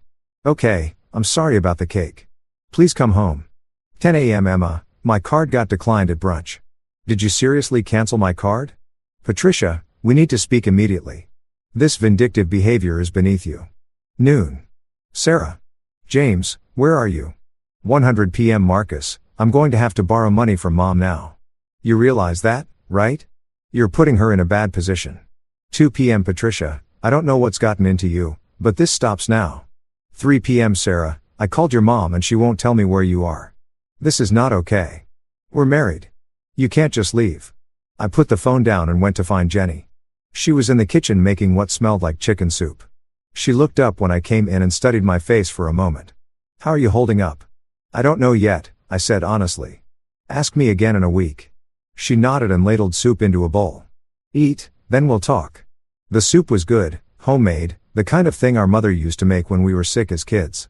I ate slowly, feeling the warmth spread through me, feeling slightly more human with each bite. "Okay," Jenny said when I'd finished. "Tell me what you need." "I need a divorce attorney. I have one actually, David Chen. Remember him from high school? But I need to make sure he's the right choice for this." "He's good," Jenny said immediately. "I've worked with him on a few cases. He's thorough and he doesn't let people push him around. He'll be good for you." I nodded. "I'm calling him at 3. The other thing I need," I hesitated. "I need to understand what just happened. I need to know if I'm being crazy." Jenny leaned back in her chair and looked at me steadily. "You want me to be honest?" "Always. I've hated Sarah since about 6 months after you got married," she said bluntly. "I've hated watching what she and her family do to you. I've wanted to say something for years, but Mom said to stay out of it, that you needed to figure it out yourself. That unsolicited advice would just push you away. I absorbed this. What did they do to me?" "James." She said my name like it hurt her. "They treat you like a wallet with legs. They mock you constantly. They dismiss everything you say and do. Sarah spends your money like it's water and contributes nothing. And I don't mean financially, though. That too. I mean, she contributes nothing to your emotional well-being, your happiness, your growth as a person. She tears you down at every opportunity to make herself feel superior, and her family does the same thing." But I started. "No," Jenny interrupted. "No buts. I'm a professional, remember? This is literally what I do for a living. I assess family dynamics, and your marriage has been emotionally abusive for years. What happened last night with the cake? That was just the most visible example. But the constant belittling, the financial exploitation, the isolation from your own feelings and perspective, that's abuse, James. That's not normal marriage problems. That's abuse." I sat with that for a long moment. Abuse. The word seemed too big, too dramatic for what I'd experienced. Abuse was violence, wasn't it? Abuse was screaming and threats and visible damage. But Jenny was watching me with professional compassion. The look I'd seen her give her clients when she had to tell them difficult truths. And I realized she was right. She was absolutely right. "So, what do I do?" I asked. "You already started," she said. "You left. That's the hardest part. Now you follow through. You get a good attorney. You document everything. You protect yourself legally and financially. You don't let them manipulate you into going back or feeling guilty or believing that you're the problem. Sarah keeps texting that she's sorry. Of course, she is. She's sorry she's losing her cash cow. She's sorry she might actually have to support herself. She is not sorry for how she's treated you. And the minute you go back, it'll be more of the same." My phone rang. "Sarah," for what was probably the 50th time that day, I didn't answer. Jenny smiled. "Good. Keep doing that." At 3 p.m., I called David Chen. He answered on the second ring, and we spent the next 2 hours going through everything. My documentation impressed him. He actually said, "Damn, James," when I told him about the organized folders with 7 years of financial records. "This is going to be very straightforward," he said. "You have clear documentation of all assets and their sources. You have evidence of loans to her family that were never repaid. You kept your business finances separate. You own the house outright in your name. There are no children involved. Washington is a no-fault divorce state with community property rules." "But wait," I interrupted. "Community property. Generally speaking, assets acquired during a marriage are considered community property and split 50-50 in a divorce. But there are exceptions, particularly when one spouse brought significantly more assets to the marriage and maintained them separately. And when there's clear evidence that the other spouse that made no financial contribution, so she could get half the house. She could try, but you bought it with your money.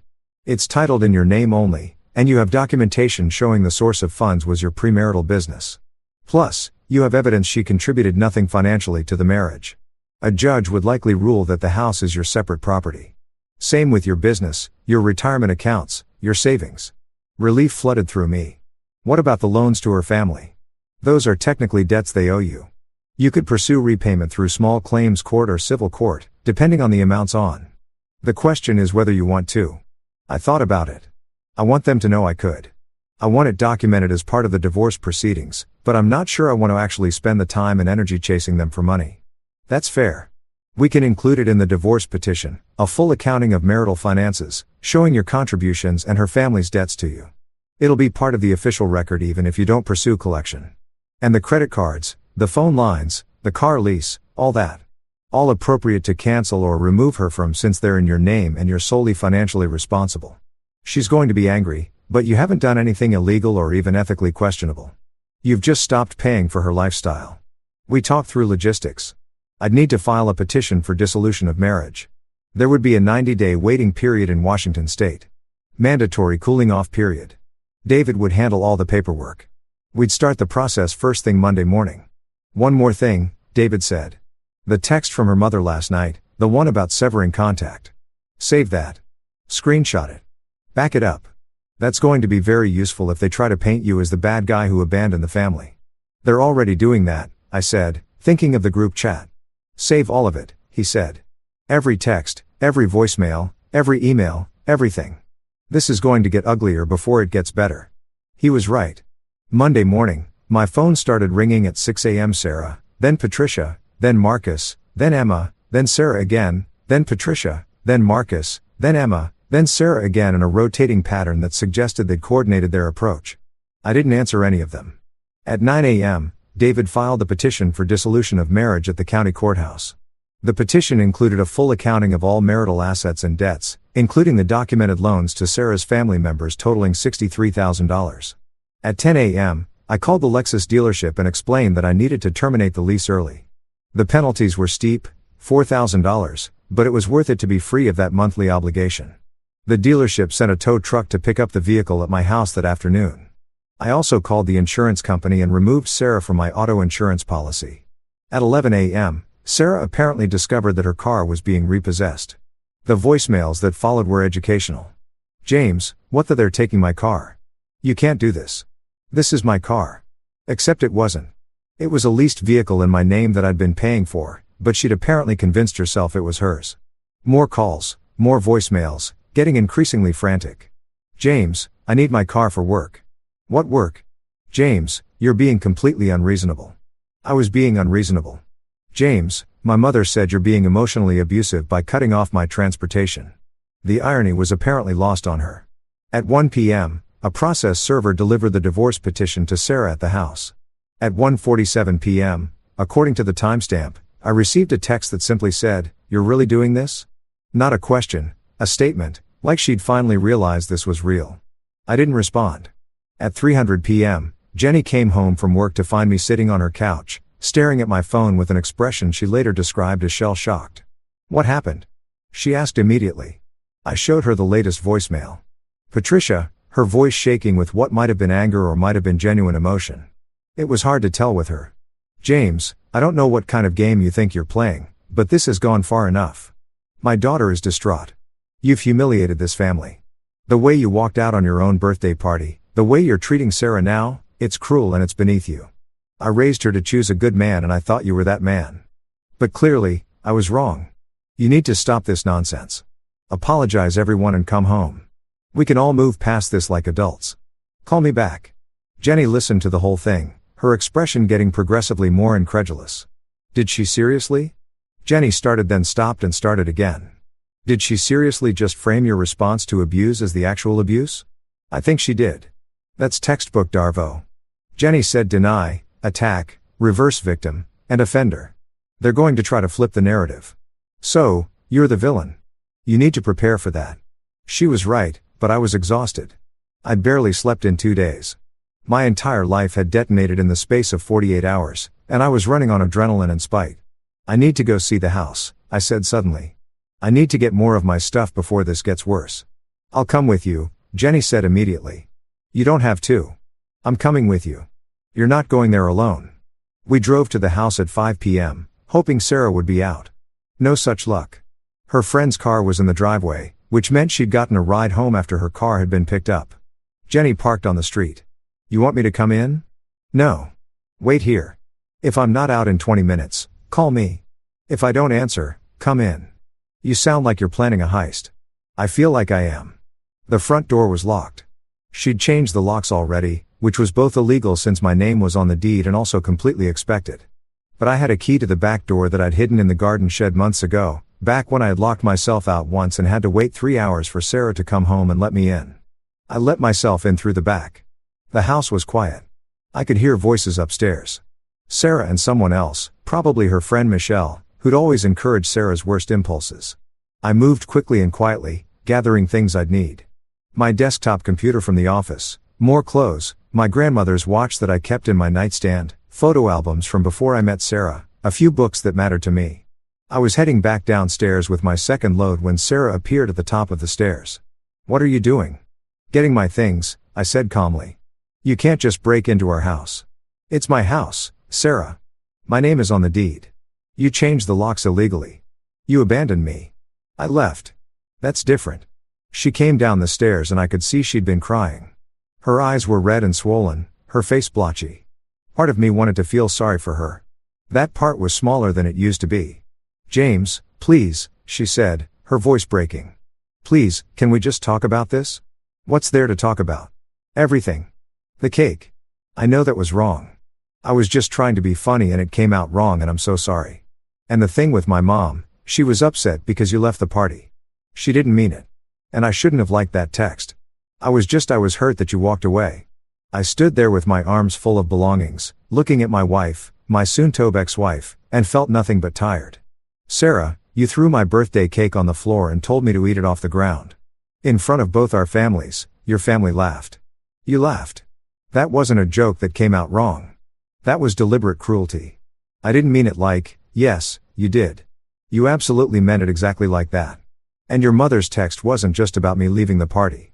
She said they were cutting off all contact with me permanently. And you liked it.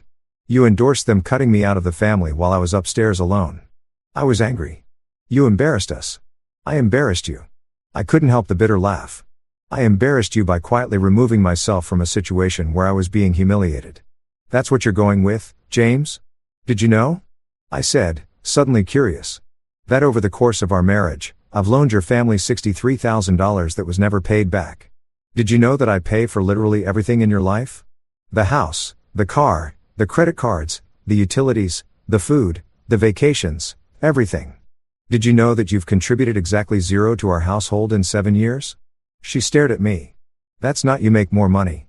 "I was building my business." "What business, Sarah?" "The blog that got 3 posts before you gave up. The Etsy store that made $200. The interior design consultation service that never got a single client. You've been building your business for 7 years while I've been paying for your entire existence." "That's so cold," she said. And now she was crying again. "That's so cruel. I'm your wife. We're supposed to support each other. Support goes both ways. You've never supported me. Not emotionally, not financially, not in any way that actually matters. You've used me. You and your entire family have used me like an ATM machine that occasionally needed to be humiliated to keep it in line. That's not true. Your mother told me to stay away forever, and you liked the message. What part of that suggests you value me as a person?" She didn't have an answer for that. I walked past her to the door where Jenny was now standing, looking ready to physically intervene if necessary. "The divorce papers were filed today," I said. "My attorney will be in touch with yours. If you don't have one, you should get one. The house is mine. I'll be back for more of my stuff later. I suggest you start looking for somewhere else to live because I'll be asking you to vacate once the divorce is final. You can't kick me out. This is my home. It's my house. You'll have 90 days minimum because of the waiting period. But yes, eventually you'll need to find your own place, one that you pay for yourself." I left her standing there crying, calling my name. I felt bad about it for approximately 10 minutes. Then I remembered the cake on the floor and her laughing face, and I didn't feel bad anymore. The next 2 weeks were a blur of legal paperwork and logistics. Sarah hired an attorney. Patricia paid for it, of course, and immediately filed a motion asking for temporary spousal support and exclusive use of the marital home. David filed a counter motion with our complete financial documentation showing that Sarah had no basis for spousal support claims given that she'd contributed nothing to the marriage financially and had demonstrated no effort to become self-supporting. The family group chat had gone quiet after I'd muted it, but individual messages continued. Marcus sent me long texts about how I was ruining his life by suddenly demanding repayment of the loan I'd given him 6 years ago. Emma sent me crying voice messages about how I was tearing the family apart. Patricia sent formal cold texts about my obligations and my character deficiencies. Sarah's messages cycle between apologetic, angry, and desperate. "I'm sorry. I love you. Please, can we fix this? You're being incredibly cruel and everyone sees it. I don't know how to pay for anything. You've left me with nothing. My attorney says you're required to maintain the status quo. You can't just cut me off financially. That last one was partially true. There were rules about maintaining status quo during divorce proceeding. But status quo meant I had to keep paying the mortgage on the house and keep the utilities on. And it didn't mean I had to keep paying for her discretionary spending, her car, her phone, or her credit cards. David filed a detailed financial declaration showing exactly what I was maintaining. The house, the utilities, the property insurance, and what I'd legitimately terminated, her personal credit cards, her car lease, her phone line. The judge reviewing the temporary orders agreed with our position. Sarah would have to get a job. The concept seemed to genuinely shock her. What am I supposed to do? She asked in one voice message, her voice high and strained. I don't have any recent work experience. You've made it impossible for me to build a career. I'd made it impossible, but by paying for everything so she could pursue her various business ventures that never materialized into actual businesses. I'd made it impossible by never once discouraging her from working or asking her to stay home. I'd made it impossible by being a financial safety net that enabled her to treat employment as optional. The logic was fascinating in its complete inversion of reality. 3 weeks after I left, I went back to the house one final time to get the last of my belongings. Sarah had finally moved out. She was staying with Patricia, which seemed fitting. The house was in disarray. She'd apparently gone through in a rage and taken or damaged anything she thought of as hers, which included some things that were objectively mine. She'd taken my grandmother's quilt from the guest bedroom, my record player, several books that had been gifts from my parents, and left damage in her wake, holes punched in walls, a broken window, the hardwood floor in the living room, the floor I'd refinished myself, deliberately gouged with what looked like keys. I took photos of everything and sent them to David. She's not helping herself, he said when he called me back. This is going to look very bad in front of a judge. Destruction of property, theft of your personal items. We can use this. I don't want to destroy her, I said. I just want to be done. I know, but she's making choices here that have consequences. Document everything and let me worry about strategy. I packed up the last of my things, my books, my clothes, some kitchen items I brought into the marriage, the few pieces of furniture that were meaningful to me. Jenny helped me load everything into a U-Haul, and I took one last look at the house I'd worked so hard to buy and maintain. It was supposed to be our home, our future, the place where we'd build a life together. Instead, it was just a house, a nice house, objectively speaking. Good bones, great location, beautiful original details that I'd lovingly restored. But it had never been a home. Not really, because a home needs more than good bones and nice finishes. Needs respect and kindness and mutual support, and we'd never had any of those things. I locked the door and dropped the keys into a mailer for David to hold in trust until the divorce was final. Then I drove away and didn't look back. The divorce took 6 months total. Sarah's attorney tried various tactics, claiming she deserved half the house, half my business, half my retirement accounts, ongoing spousal support, compensation for her lost career opportunities, even a portion of my future earnings. David countered every claim with documentation. My meticulous record-keeping became the foundation of our case. The judge was not sympathetic to Sarah's arguments. In the final hearing, her attorney tried to paint me as financially controlling and manipulative. They brought up the fact that I had canceled her credit cards and her phone line and terminated her car lease. Your Honor, David responded. Mr. Peterson maintained the marital home and all associated expenses as required. The items opposing counsel mentions, credit cards, phone service, and a vehicle lease were all in Mr. Peterson's name alone, accounts for which he was solely legally responsible. Ms. Peterson is a capable adult with no disabilities, preventing her from employment, or from establishing her own credit and phone service.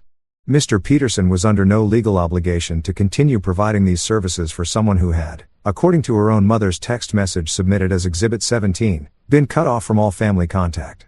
He certainly wasn't obligated to continue this support after being served with divorce papers.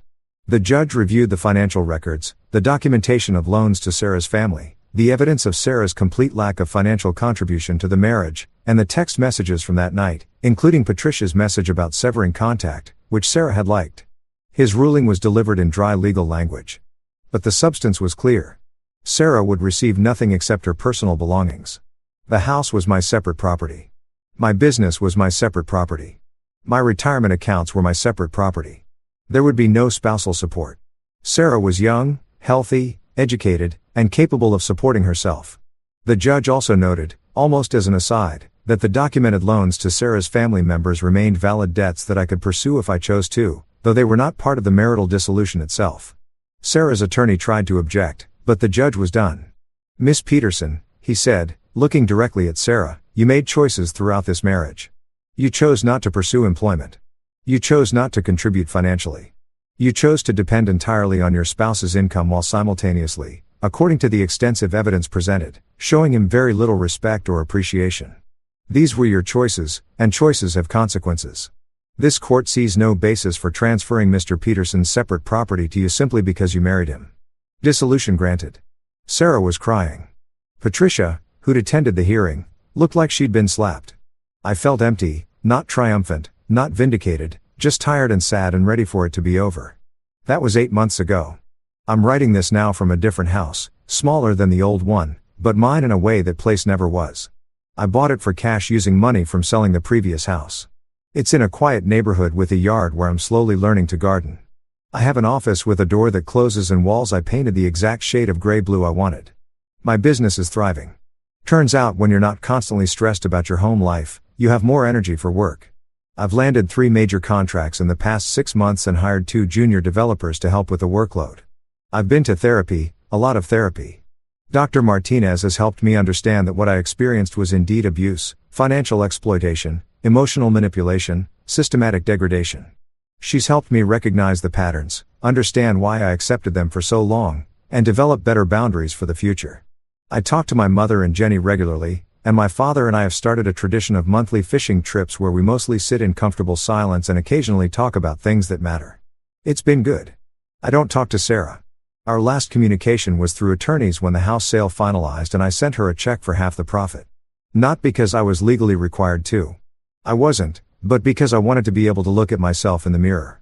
She'd live there, too, even if she hadn't paid for it. The check was for $43,000. She cashed it without acknowledgement. I did eventually pursue the loans, not out of spite, but because Dr. Martinez helped me understand that allowing people to exploit you without consequences just enables them to exploit others. I filed claims in civil court for the documented loans to Marcus, Emma, and Patricia. Marcus settled immediately, agreeing to a payment plan of $200 a month. He'll be paying me back for approximately 20 months more, and he's been consistent with payments, probably because his attorney explained what would happen if he defaulted. Emma ignored the lawsuit until her wages were garnished. She was furious. Sent me a long rambling email about how I was destroying her life over money that meant nothing to me but everything to her. I didn't respond. Her payments are automatic now, deducted from her paycheck before she ever sees the money. Patricia fought it. She hired an expensive attorney and tried to argue that the loan had been a gift, that the promissory note she'd signed was signed under duress, that I'd misrepresented the terms. Basically every defense her attorney could think of. It took 9 months and cost me about $7,000 in legal fees, but I won. The judge ruled that the promissory note was valid and enforceable, and Patricia was ordered to pay the full amount plus interest and my legal fees. She's appealing, of course. I don't expect to see the money anytime soon, if ever, but it's on her credit report now. This judgment against her, and that feels like enough. I've been on a few dates, nothing serious yet, but I'm learning how to recognize red flags I would have ignored before. I'm learning what healthy relationships look like, the mutual respect, the genuine interest in each other's well-being, the balance of give and take. I'm learning that I deserve those things. Last month, I ran into Sarah at a coffee shop. She was with someone. A man in an expensive suit older than her. The kind of man who carries himself like he's used to being the most important person in any room. They didn't see me and I left before they could. But I heard her laugh. That bright performative laugh she used to use at Sunday dinners when she wanted to impress her mother. She was playing a role the way she'd always played a role. I wondered if the man with her knew that yet. I wondered if he'd figure it out before he got hurt or if he was the kind of man who wouldn't get hurt. Maybe he was just like her and they'd be perfect together in their mutual superficiality. Then I realized I didn't actually care. And that realization was liberating. I keep thinking about that night, my 34th birthday, the cake on the floor, Sarah's face when she told me to eat it off the ground, the laughter from her family, that feeling of crystalline clarity when I understood fully and completely that I needed to leave. If you'd asked me a year ago if I thought my marriage would end because of a thrown cake, I would have laughed. Seems so small, so silly. A cake, a stupid birthday cake. But it wasn't really about the cake, was it? It was about 7 years of small cruelties that I'd absorbed and excused and explained away. It was about being treated as less than human by people who were supposed to love me. It was about realizing that I'd spent so long trying to be good enough for Sarah and her family that I'd forgotten to ask whether they were good enough for me. They weren't. And once I saw that clearly, once I stopped making excuses and stopped accepting the unacceptable, the path forward became obvious. Leave document. Protect yourself. Don't engage with manipulation. Don't allow yourself to be guilted into accepting mistreatment. Stand firm. It wasn't easy. There were moments when I doubted myself. When I wondered if I was being too harsh, too unforgiving, too cold. There were nights when I lay awake wondering if I should have tried harder, should have gone to marriage counseling, should have given her another chance. But then I'd remember the cake on the floor. I'd remember her laughing. I'd remember Patricia's text about severing contact and Sarah liking it. I'd remember 7 years of being treated like a wallet with legs, like an ATM with a pulse, like a servant who occasionally needed to be reminded of his place. And I'd know I'd made the right choice. Someone asked me recently, a friend of Mike's who'd heard about the divorce, if I regretted the marriage, if I felt like I'd wasted 7 years of my life. I thought about it for a long time before answering. No, I said finally. I don't regret it, and it wasn't wasted. I learned a lot about what I want in a partner, about what I won't tolerate, about my own capacity to endure and adapt and eventually to stand up for myself. Those are valuable lessons. That's a very mature perspective, she said. Maybe, I said, or maybe I'm just trying to find meaning in something that hurt like hell. Both things can be true. I'm 35 now, a year older than I was that night, a year wiser. I hope. I have a good life, a peaceful life, a life where I'm not constantly walking on eggshells, not constantly calculating whether my words will be used against me later, not constantly trying to make myself smaller to fit into someone else's narrow vision of who I should be.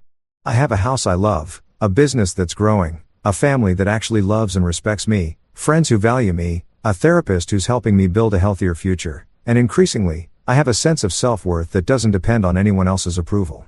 The missing calls, those 100 missed calls that first night, that number that seemed so absurd I laughed, they stopped eventually.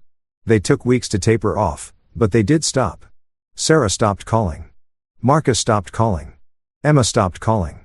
Eventually, even Patricia stopped calling. They moved on to other sources, I suppose, other people to use. Or maybe, and I hope this is true, though I'm not optimistic, maybe they learned something from this. Maybe Sarah got a job and discovered she was capable of supporting herself. Maybe Marcus learned to live within his means. Maybe Emma learned that actions have consequences. Maybe Patricia learned that you can't treat people like disposable commodities. Probably not. But maybe if you're reading this and seeing yourself in my story, if you're the person absorbing small cruelties, making excuses, trying harder to be good enough for someone who will never think you're good enough, I want you to know something. You deserve better. Not someday. Not after you change or improve or finally crack the code of how to make them happy right now exactly as you are. You deserve respect and kindness and partnership and love that builds you up instead of tearing you down. And if you're not getting those things, you can leave. It might be hard. It might be scary.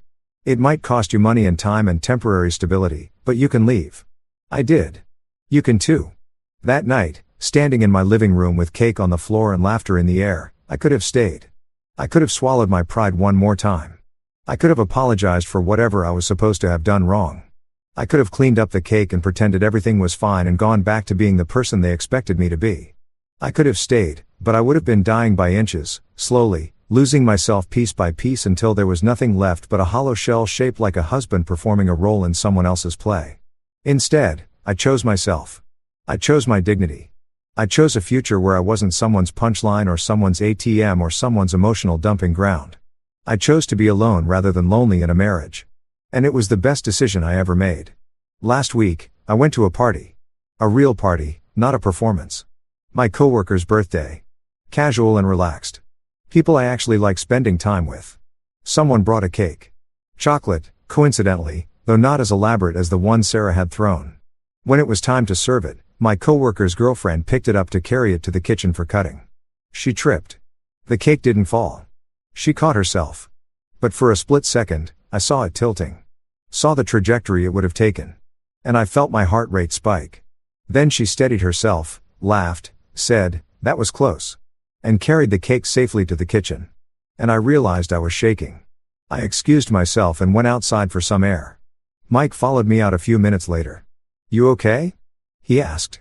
"Yeah," I said. "Just weird flashback moment." He nodded. He'd been there that night. He'd seen the whole thing. You know it's different now, right? You're with different people. People who actually give a about you. I know. Do you? He looked at me seriously. Because from where I'm standing, you're still waiting for the other shoe to drop. You're still braced for the cruelty. And I get it. That's what trauma does. But you need to let yourself believe that this is real. That there are people who will treat you with basic decency without you having to earn it or brace for them to take it away. He was right. Dr. Martinez had said similar things. It's one thing to intellectually understand that you deserve better. It's another thing to emotionally believe it. To let yourself relax into trust and connection without constantly waiting for the betrayal. I'm working on it. Sometimes I wonder what Sarah tells people about our divorce. I wonder if she's learned anything or if she's spun it into a story where she's the victim and I'm the villain who cruelly abandoned her. I imagine her at brunch with friends, dabbing her eyes delicately with a napkin, explaining how her husband just snapped one day for no reason and left her with nothing.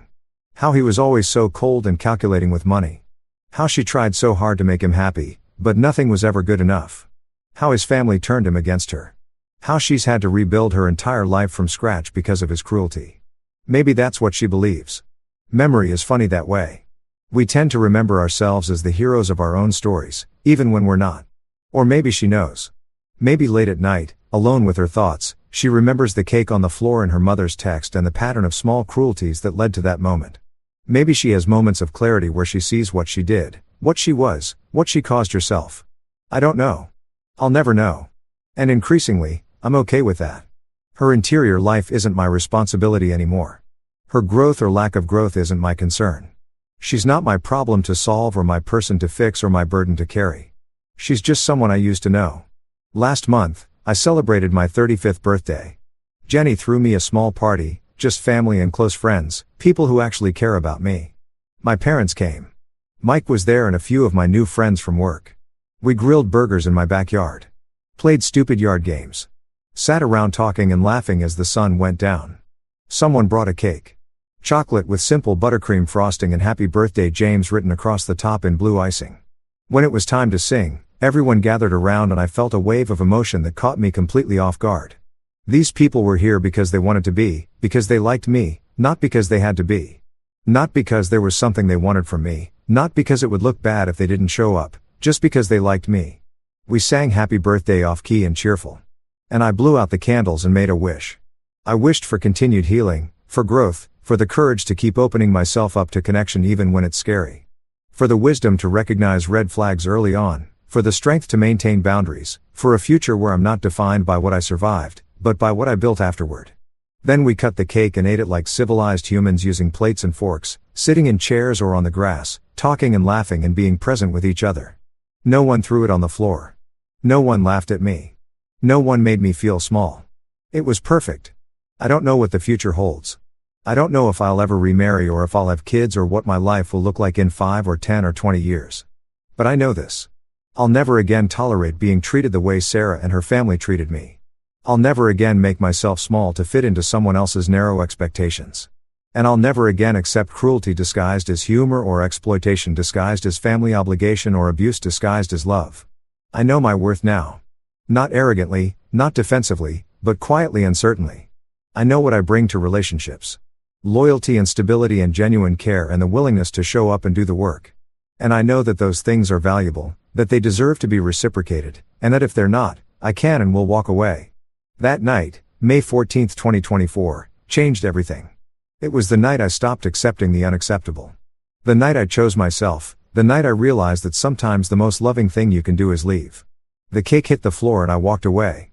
And my life began. It's been 18 months since that night. Now I'm sitting in my home office. My actual office with my door and my walls and my chosen shade of gray-blue. Writing this all down. Why? Partly for myself.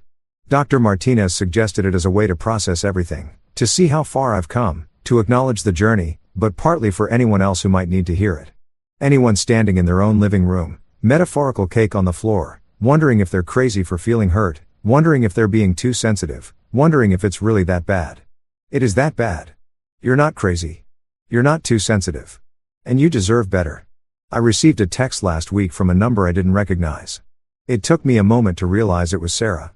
She'd changed her number at some point. The text said, "I've been in therapy. I'm starting to understand things I didn't understand before. I'm sorry for how I treated you. You deserved better. I hope you're happy." I stared at that message for a long time.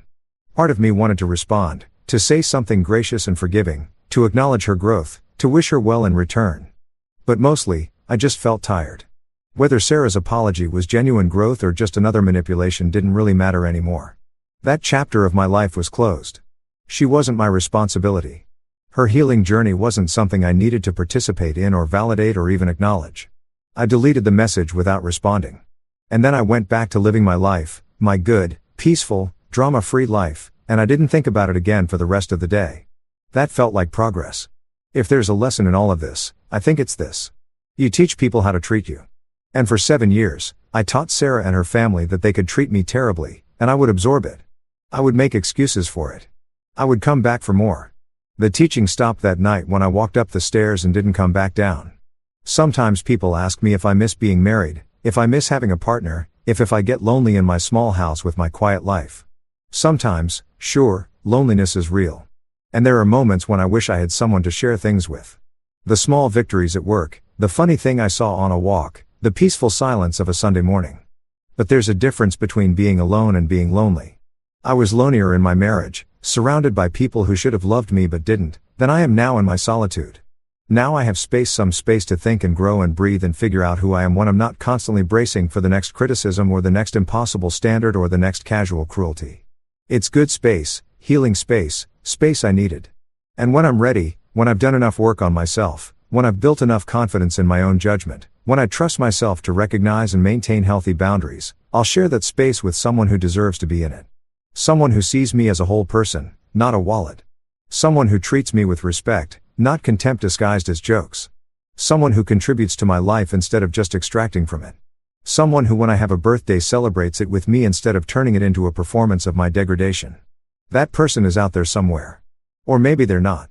Maybe I'll be contentedly single for the rest of my life. Either way is okay because I'm okay. Finally, fully genuinely okay. The last thing I want to say is about forgiveness. People have asked me if I've forgiven Sarah, if I've forgiven her family. They say it like forgiveness is something I owe them. Like my healing is incomplete without it. I think that's forgiveness is complex. It's not a switch you flip or a finish line you cross. It's not something you do for the person who hurt you. It's something you do for yourself if and when it serves you. Have I forgiven Sarah? I don't know. I don't wake up angry at her anymore. I don't fantasize about revenge or spend my energy wishing bad things for her. When I think about her, which is rare, I feel mostly nothing. A distant sort of sadness that things turned out the way they did, but no active bitterness. Is that forgiveness?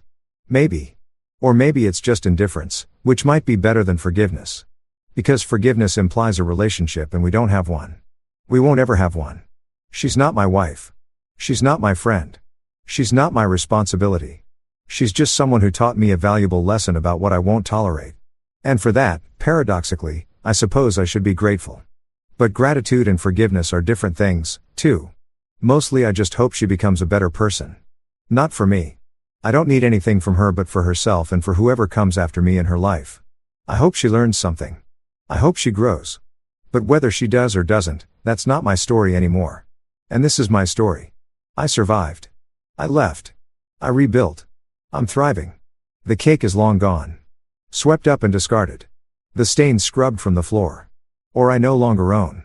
But the clarity that came from watching it hit that floor. That's permanent. That's mine to keep. And it's more valuable than any birthday cake could ever be. That's it for today. I hope you enjoyed the stories. Let me know what you thought in the comments below. Don't forget to like and subscribe for more, and I'll see you in the next one.